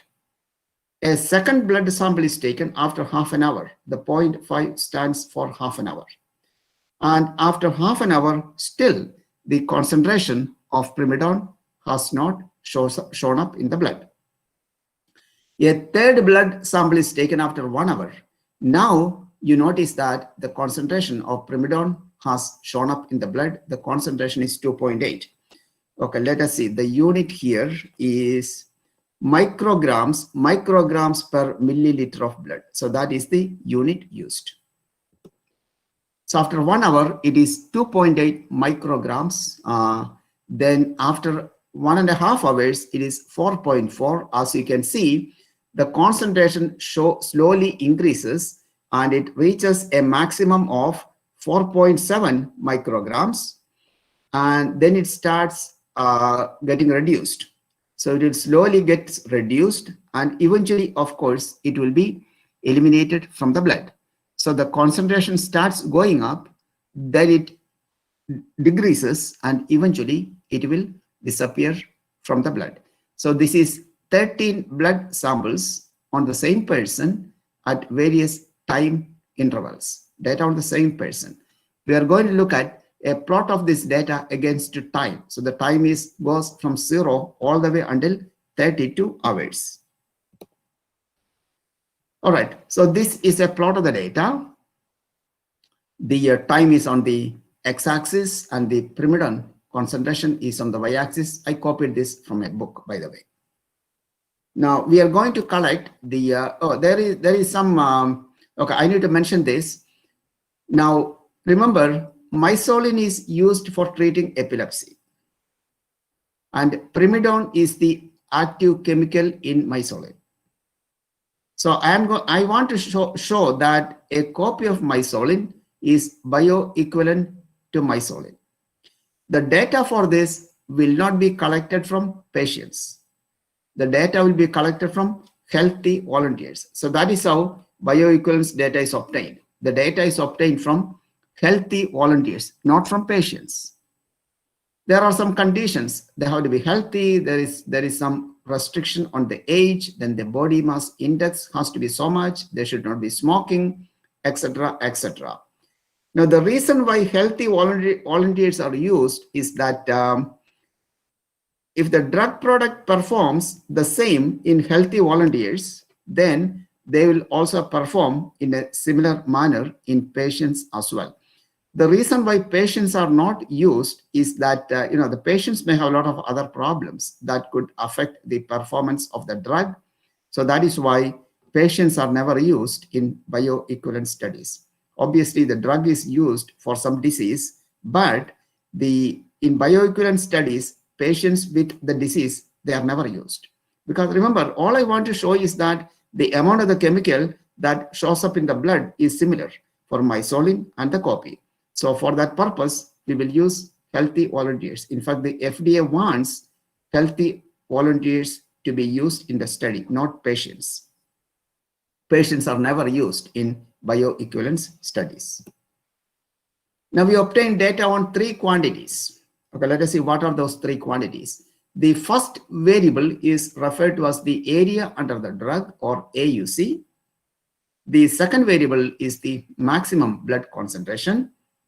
And the third variable is the time to reach the maximum concentration. Okay, let us look at these quantities once again.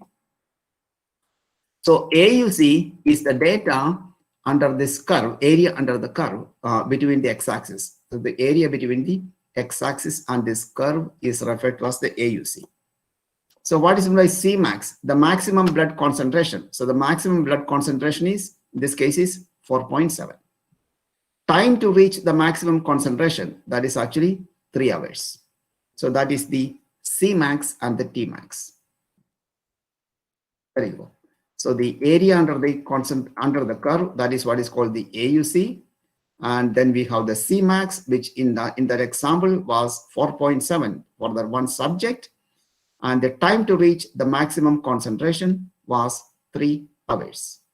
So the AUC is referred to as the extent of bioavailability, and Cmax is called the rate of bioavailability. So you notice, even though I collected 13 blood samples, in the end, I'm going to use data on only 3 quantities. So I'm going to use those 13 observations to reduce it to just 3 quantities: AUC, Cmax, and Tmax. So this is the data we need to analyze. So typically, these quantities are log-normally distributed, especially AUC and Cmax. So what does that mean? That means if you take the logarithm, the natural logarithm, they follow the normal distribution. So one natural question that could come up is, those 13 observations, is it enough to deal with only just these 3 quantities? The answer to that is yes. And all of that comes under what is referred to as pharmacokinetics. Okay, now how are we going to collect this data? I just showed you data on 1 person. All right, so let us see what type of designs, experimental designs, are used to collect this data. The designs used are referred to as crossover designs. I'm going to explain to you what is meant by a crossover design. So we will call mysolin as the reference drug already on the market. We will denote that by capital R. And the generic drug or the test drug, which is the copy, we will denote that by capital T. So in a crossover design, what happens is each volunteer, remember we are using healthy volunteers. So each volunteer in the study will receive both R and T, both R and T, and it will be separated by a what is called a washout period. Okay, what happens is the way my body reacts to a drug will be different from the way your body will react to the drug. So because of that, let us say I have 20 healthy volunteers in the study, 20 people. Suppose I give the mysolin to 10 of them and the copy to the remaining 10 and then compare the data. So that is not a good idea, because the 10 people who receive mysolin and the remaining 10 who receive the copy, they may be reacting to the drug very differently. So because of that, what is done is all 20 of them will receive both R and T, separated by what is called a washout period. That means you wait for some time. Suppose I am in the study and I receive R. Then my data will be obtained. The blood concentration will be obtained. Then I wait for some time until the effect of the R is eliminated from my body. Then I will receive T. So this is what is called a crossover design. So here I have an example of what is called a two-sequence, two-period crossover design. Okay, let us see what this is. So the two sequences are R followed by T or T followed by R. So the first sequence is R followed by T. What does that mean? So a person who is in the first sequence will first receive R. The data will be collected. Then wait for some time, and that is called the washout period. Then receive T. So that is sequence 1. So if I have 20 people in the study, 10 of them will receive the first sequence. The remaining 10 will receive the second sequence. That means first the test drug T, which is the copy, wait for some time, washout period, then receive the reference drug or the original brand name drug, mysolin R. So the reason why two different sequences are used is we don't know if that makes a difference, first R then T or first T then R, because it is possible, even though there is a washout period, it is possible some effect of R will still remain in the blood when you get T. So that is why you want to try both possibilities, R followed by T and T followed by R. There are other possible designs. This is what is called the first one here is a two-sequence, four-period crossover design. I will not get too much into the details of crossover designs. So if you are, if somebody is following this design, then each person will receive T twice and also R twice. So T will be given twice and R will also be given twice. So this is a two-sequence, four-period design. So the sequences are TTRR or RRTT. You can also have a four-sequence, four-period crossover design. Usually pharmaceutical companies prefer the 2x2, two-sequence, two-period crossover design. This is called a 2x2 design because it is a lot easier to implement. You need to worry about only 2 periods. Not only that, the people who are in this study will also prefer 2 periods because they don't have to wait for 4 periods, for example. Okay, anyway. Now, I mentioned to you that the data obtained eventually is on these 3 quantities, AUC, Cmax, and also the Tmax.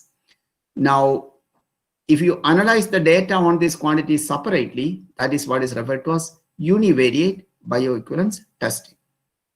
You can also do a joint analysis of all 3, and that will correspond to multivariate bioequivalence testing.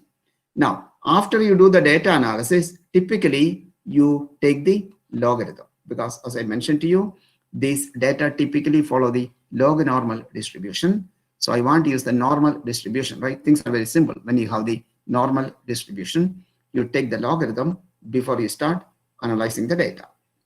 All right. Now, one important question.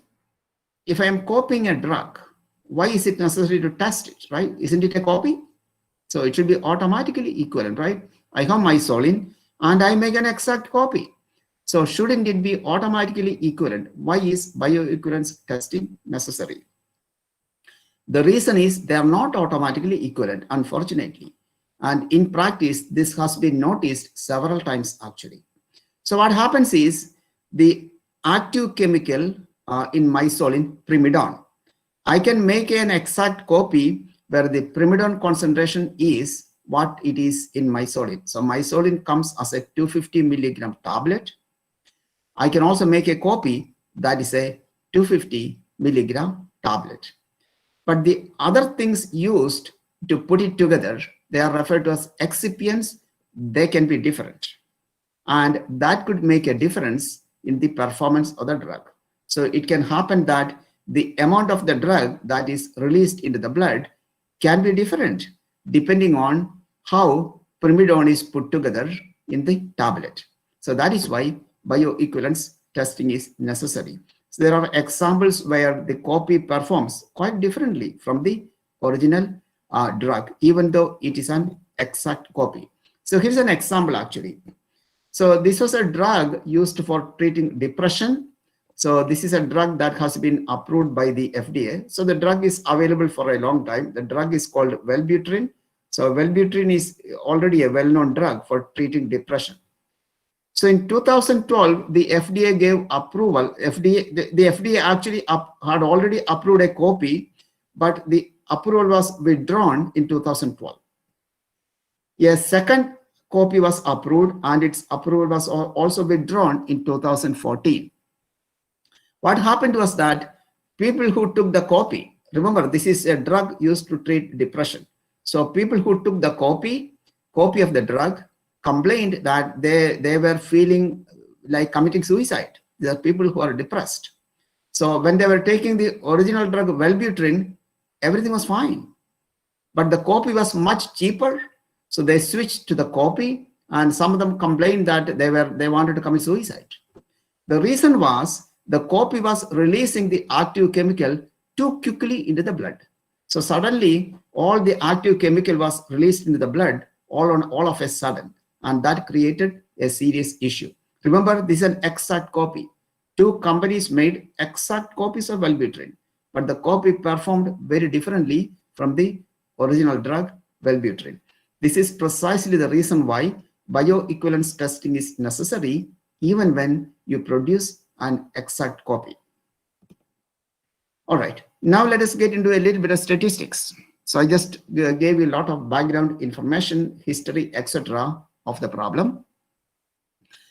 The single most important criterion used for testing bioequivalence is what is called the average bioequivalence criterion. Okay, let us see what this is. You look at the average responses. Average response of what? Well, it could be the average response of the data on the AUC, right? After we make the log transformation. Remember, we are making a log transformation. You take the logarithm of the data and look at the population mean corresponding to the test drug. Test drug means the copy, and that population mean, I call that mu t. And you look at the population average response corresponding to the original drug mysolin, that I will denote by mu r. These are the population averages corresponding to the original drug and the copy. And we say that average bioequivalence will happen if mu t and mu r, these two averages, these are equivalent.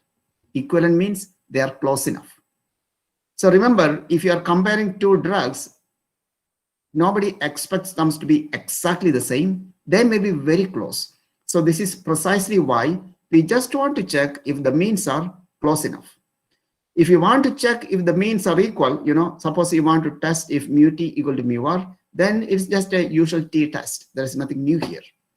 But we want to formulate what is meant by close and then how to carry out a test for that. As I just mentioned, equivalence does not mean equality. Equivalence means close enough. Equality means exactly equal. So we are concerned about equivalence. All right. Now, so the FDA has given clear guidance on what is meant by equivalent.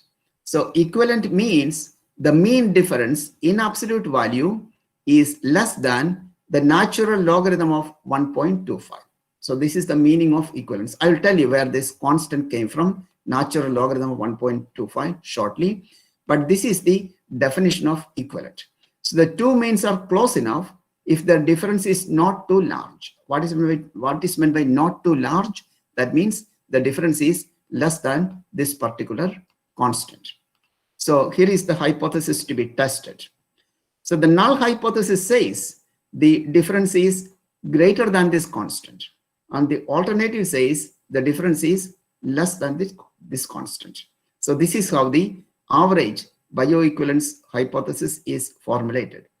A very important point to notice: we conclude average bioequivalence if the null hypothesis is actually rejected. If the null hypothesis is rejected. Okay, remember how you test the equality of mu t and mu r? The null hypothesis will say mu t equal to mu r. The alternative will say mu t is not equal to mu r. And you conclude mu t equal to mu r if you do not reject h naught. However, here we conclude equivalence by rejecting h naught. So there is a reason for that, which I will explain. First of all, where did this constant come from? Natural logarithm of 1.25.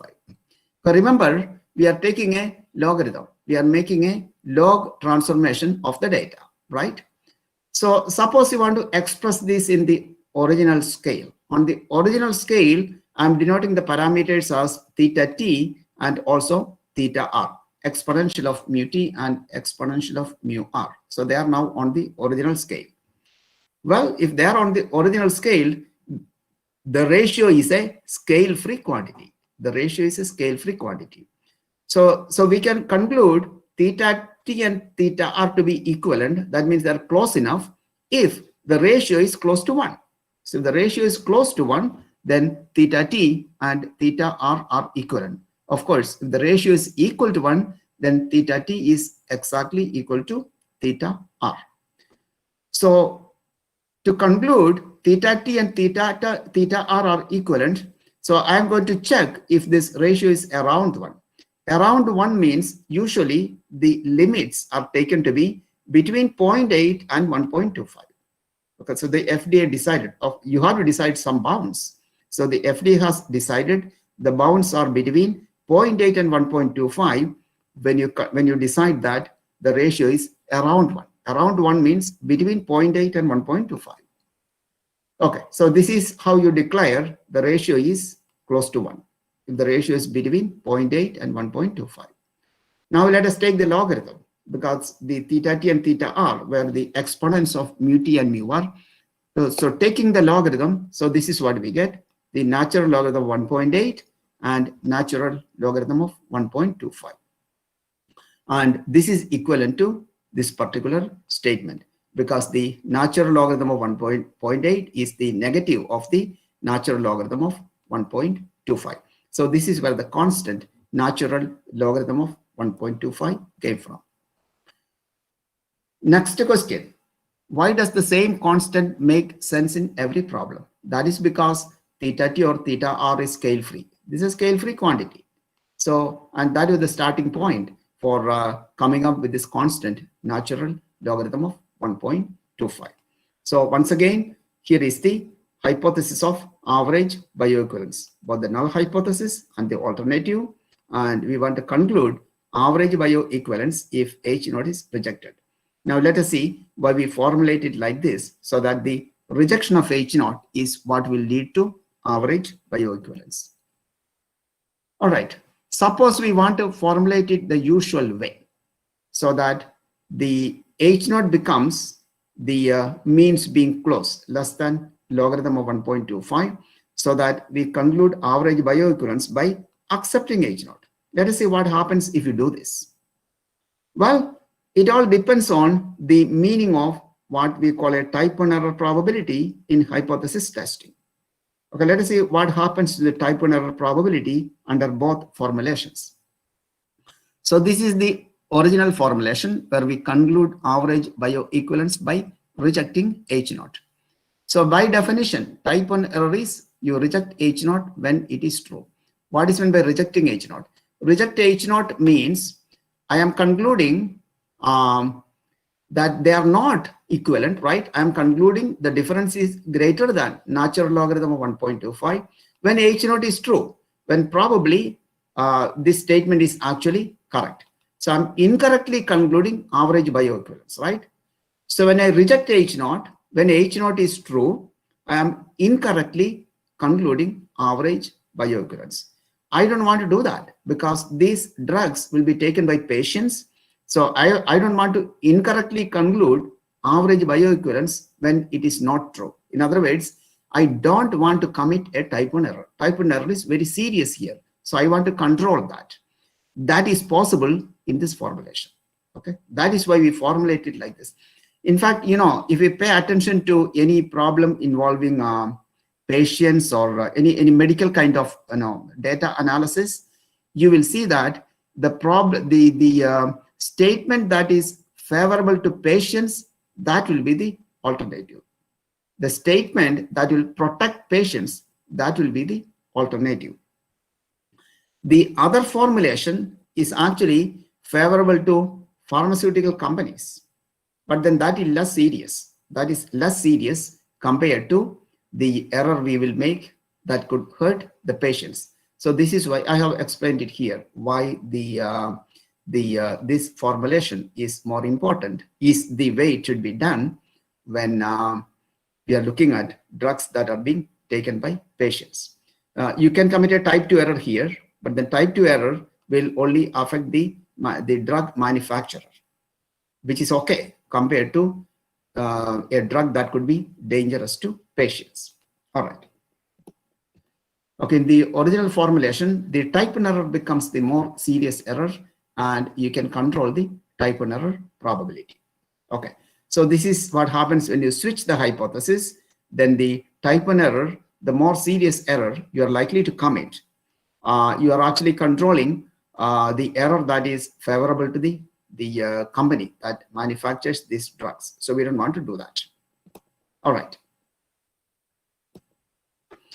Okay, so once again, here is the formulation of the average bioequivalence hypothesis, and you conclude average bioequivalence if H naught is rejected by rejecting H naught. Okay, now how do we test this? Okay, I'll briefly go through the testing part.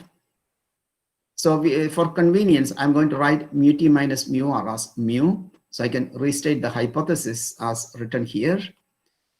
Now, what we are going to do, we will rewrite this as two different hypotheses. So the absolute value of mu is greater than this constant. That means either mu is greater than this constant or mu is less than the negative of the constant. So we are going to look at them separately as H01 and H02. Let us look at H02, for example. H02 says mu is greater than this constant. The alternative is mu is less than this constant.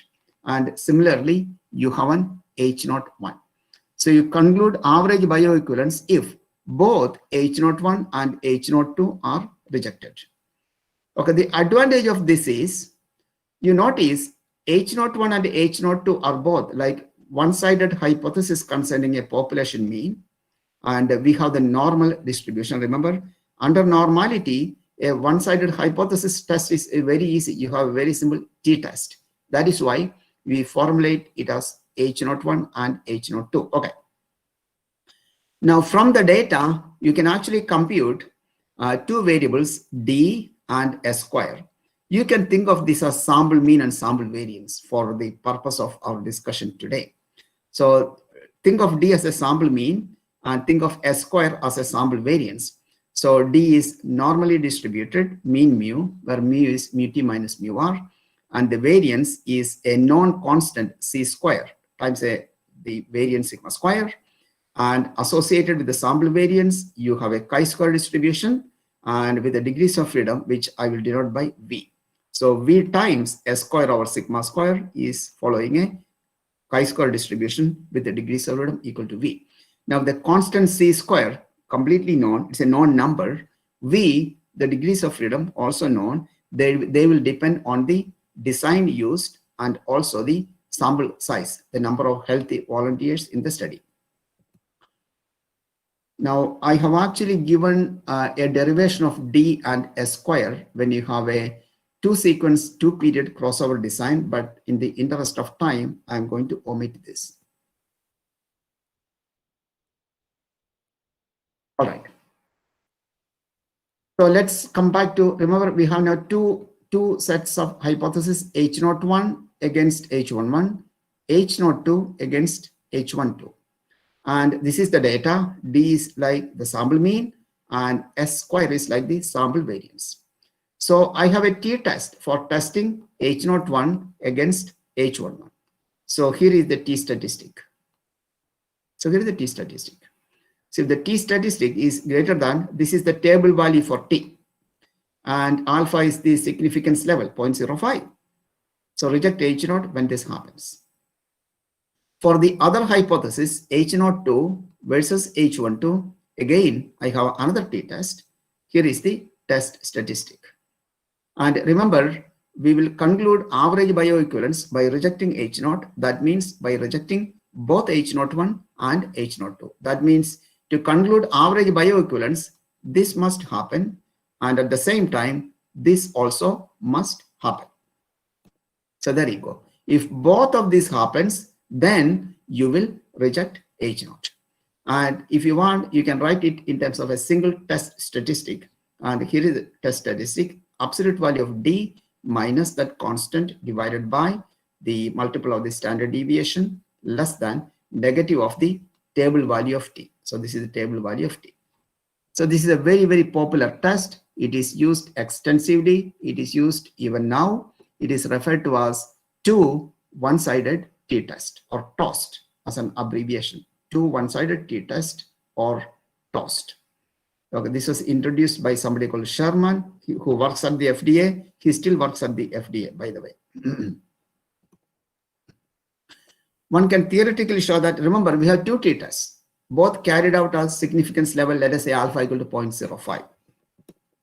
You can theoretically show that the overall type 1 error probability is less than or equal to alpha. So I'm now looking at two different tests at type 1 error alpha on each, and you can show that the overall type 1 error probability is still alpha. Okay, you have to remember that that needs a proof because the two tests are not independent. It is based on the same data, right? Based on the quantity D and S, same data. So they are not independent. But one can show that the overall type 1 error probability is still not exceeding alpha. Now, unfortunately, the type 1 error probability can be very, very small. In fact, you can theoretically show the type 1 error probability goes to 0 as the standard deviation sigma becomes large. So the type 1 error probability will be close to alpha, 0.05, only when the population standard deviation sigma is actually small.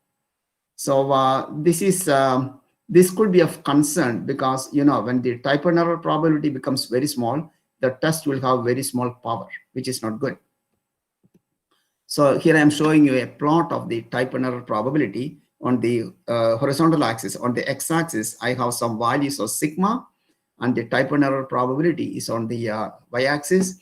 You can see when sigma is small, like, you know, when sigma is like, you know, like less than 0.01, for example, the type 1 error probability is actually this part of the curve very close to 0.05.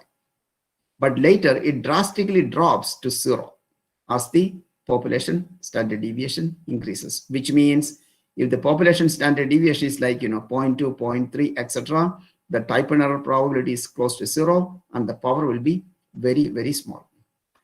I just want to make a small comment here. You know, the values you see here on the horizontal axis, like, you know, 0.01, 0.02, etc. These are the typical standard deviations that are seen in practice after you take the logarithm of the data. These are the typical standard deviations that are seen in practice. In fact, values like 0.3, 0.4 are not that usual in bioequivalence testing. It could happen, but not usually. All right, you can fix this problem.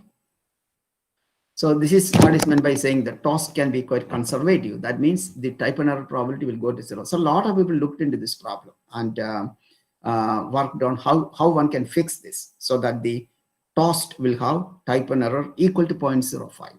It's a lot of work available in the literature. I have cited some of these. There are two issues to notice. Very often, the value of sigma is not all that large, so the TOST is still okay. This is what is noticed in practice. When you want to do bioequivalence testing in practice, the value of sigma that you encounter, you estimate sigma using the sample standard deviation. Those values are rarely that large, which means the issue of sigma getting large doesn't have too much of practical relevance. But anyway,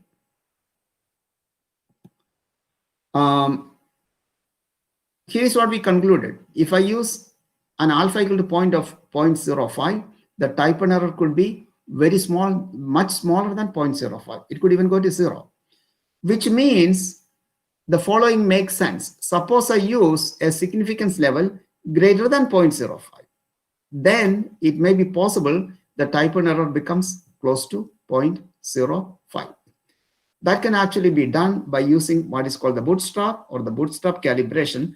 I will not get into this. If you are familiar with the bootstrap, you will understand what is going on here. But I'm going to skip this part because I want to spend a few minutes to talk about biosimilars. All right, I have explained bootstrap calibration. If anybody is interested, I can email you my slides. Okay, let us see. Let's skip this. Right. Okay, let me give you some references on bioequivalence testing. There are several books, by the way. So the first 3 books talk about bioequivalence testing, just bioequivalence testing. The third book is especially nice. The Patterson and Jones. Patterson was actively involved in with the FDA when the FDA was formulating the bioequivalence criteria. Now, this book by Wellach, the last reference. So what Wellach does is he looks at any of the usual hypotheses where we test equality. For example, in analysis of variance, we test the equality of several means. So he will formulate that as an equivalence hypothesis. That means instead of testing if several means are equal, you test if several means are close enough. They may not be equal, are they close enough? So he does that with various hypotheses, univariate and multivariate problems, and wrote a book on it. So the second edition of the book. It's a very nice book with a lot of interesting examples and problems. Okay, now if you look at any book on crossover designs, there are many books on crossover designs. I have cited a couple here. You will see that they will always have at least one chapter on bioequivalence testing, because crossover designs are the ones that we use to generate the data, as we saw. And then there are journals. There's a journal on bioequivalence and bioavailability, a journal just on this topic. So it's an online journal, open access. You can look at various FDA guidance documents. They are freely accessible on the FDA website. All right, let me spend a few minutes very briefly on biosimilars without getting into any of the technical details. So this is a fairly new area of research, and a lot of work remains to be done here, actually. So I gave you an example of what is called a biotechnology drug, Humira, used for treating epilepsy, not epilepsy. This is for arthritis. Any copy of a biotechnology drug is what is called a biosimilar, and it is actually very challenging to establish equivalence or similarity. The reason is it is not really possible to make an exact copy. And so that means what are the things that would affect the performance of a copy compared to the original drug is not entirely clear. Okay, what they're saying is that even a very small change in the manufacturing process could affect the performance of a copy. Like the difference in impurities and all sorts of things that could affect the performance of a copy. The overall conclusion is that a biotechnology drug like Humira cannot be fully copied. So because of that, there is always a big concern that copies may perform differently from the original drug. And very often these copies are manufactured in batches, and batch to batch variability is a major concern. All right, now, so the original approval from the US Congress was for making generic copies of chemical drugs. Making copies of biological drugs where that was not covered under the original approval from Congress. Then when Obama was president in 2010, he signed into law what is called the Patient Protection and Affordable Care Act, or the BPCI Act. Under this act, companies were allowed to copy biotechnology drugs. So the approval came only in 2010 when under President Obama. So the BPCI Act defines what is meant by a biosimilar product. That means something that is highly similar to the original drug. Of course, they don't tell you what is meant by highly similar. So should we be comparing just the means and look only at the average bioequivalence, or should we compare variances, etc., etc.? So it is not very clear what is meant by biosimilarity is still not clear. So the European Medicines Agency, this is the European analog of the US FDA, they have approved several biosimilars by now. So what they are saying is they don't give any criterion. So here is the criterion to be used. So here is the statistical method. There is no such thing available out there. So what the agency is saying is it is up to the company to do whatever is necessary to demonstrate similarity. And if you can satisfy the agency that the copy is similar to the original drug by whatever means necessary, you will get approval. So as I mentioned earlier, if you rely on just average bioequivalence, there is a lot of concern that variability could produce a lot of issues. So the FDA was very reluctant to release any type of guidance. Finally, they released something in the April of 2015, and the design recommended is not a crossover design. It is what is called a parallel design. That itself is creating some concern. Not only that, the document does not recommend any statistical criteria for establishing biosimilarity. Again, they are taking the stand taken by the Europeans, namely, it is not possible to recommend a single criterion. It is up to the company, the manufacturer, to demonstrate biosimilarity, doing whatever is necessary. So a lot of people have expressed concern that even if the means are very, very close, you can have average bioequivalence or similarity with respect to averages. The difference in variability could affect the performance of biosimilars. So this is actively discussed in various journals. Now, one concern expressed in the context of biosimilar medication is in the context of insulin. You know, insulin is heavily used because a lot of diabetic patients all over the world, and insulin has been available for a long time, I guess from the 1920s, if I'm not mistaken. However, a copy of insulin is still not available. A major concern is variability among batches. Insulin is manufactured in batches. Variability among batches is actually a major concern. Batch to batch variability.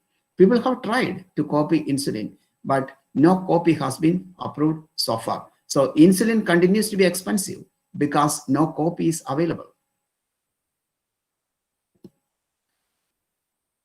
Let's see. These are all some discussions concerning insulin. Why copies, you have to be careful. Why copy is not available? A lot of discussion in various journals devoted to diabetes. All right. Now, one of the generic companies in India, that's called Marvel Life Sciences. This is a generic company from India. They did manufacture a copy of insulin. It was almost approved by the European Medicines Agency. However, later that approval was withdrawn because Marvel Life Sciences used only a single batch of insulin in their study. Remember, a major concern is batch to batch variability. So unless you look at several batches, you cannot assess batch to batch variability. Because of that, the approval was withdrawn. You can read about it online if you want, which means a copy of insulin is still not available in the market.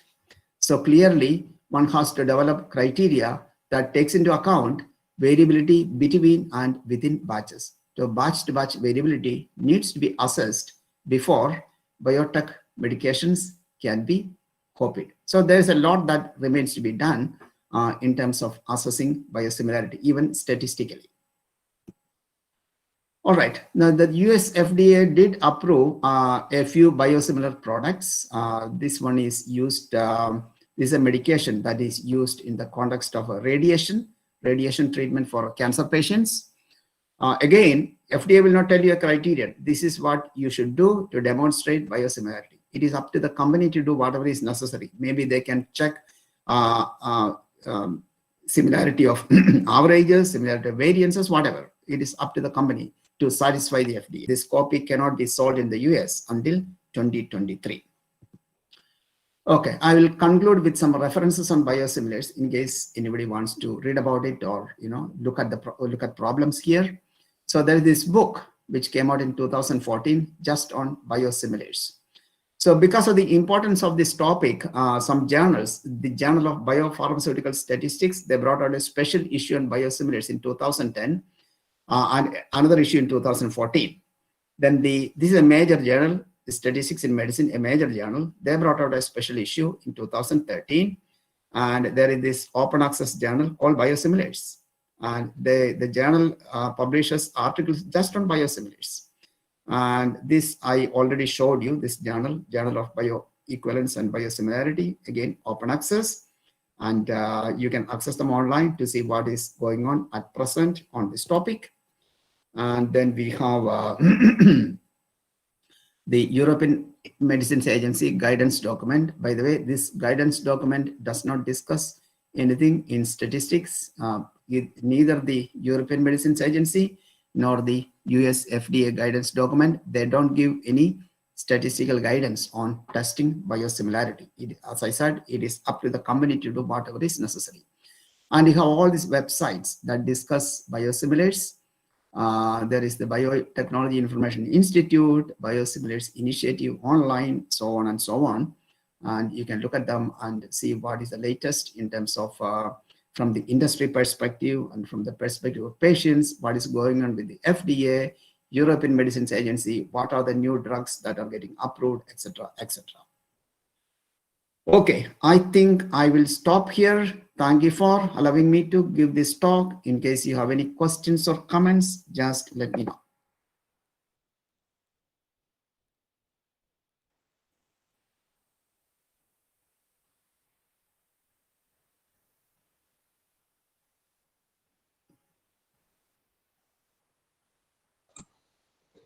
Thank you, sir. If you have any queries or feedback, please discuss now.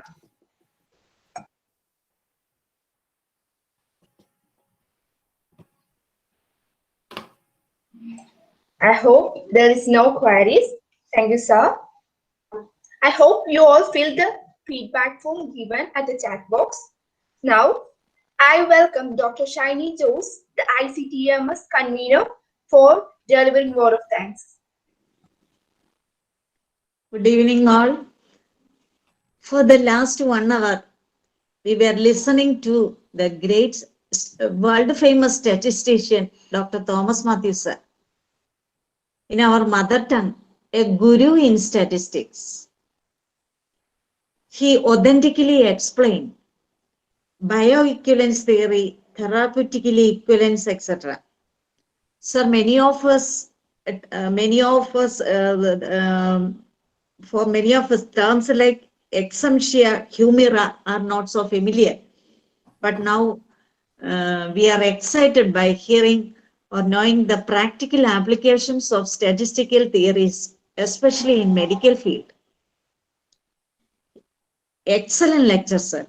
Your presentation was also excellent. May I use this opportunity to thank you, sir, on behalf of all the participants present here. Once again, I thank you, sir. Also, may I thank Dr. Sybil Jose for arranging Dr. Thomas Matthews as such a great personality for this seminar. Thank you all. Okay, thank you. So in case anybody wants to know further information or want a copy of my talk, just let me know. Sir, please give me your PPT, a copy of your PPT, sir.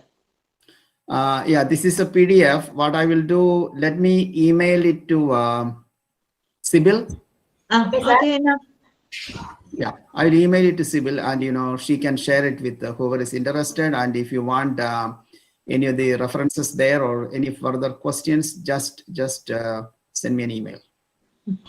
Yes, sir. Okay, all right. Thanks to everyone once again. Thank you, sir. Thank you, ma'am. So today's sections are over. Our last lecture session, Dr. T3 Vikraman Endowment Lecture by Reverend Dr. Joseph Varghese Kuritra, Director of Research, Christ University, will start at 10 a.m. tomorrow, and the link for e-certificates will be provided at the end of the session. Thank you all.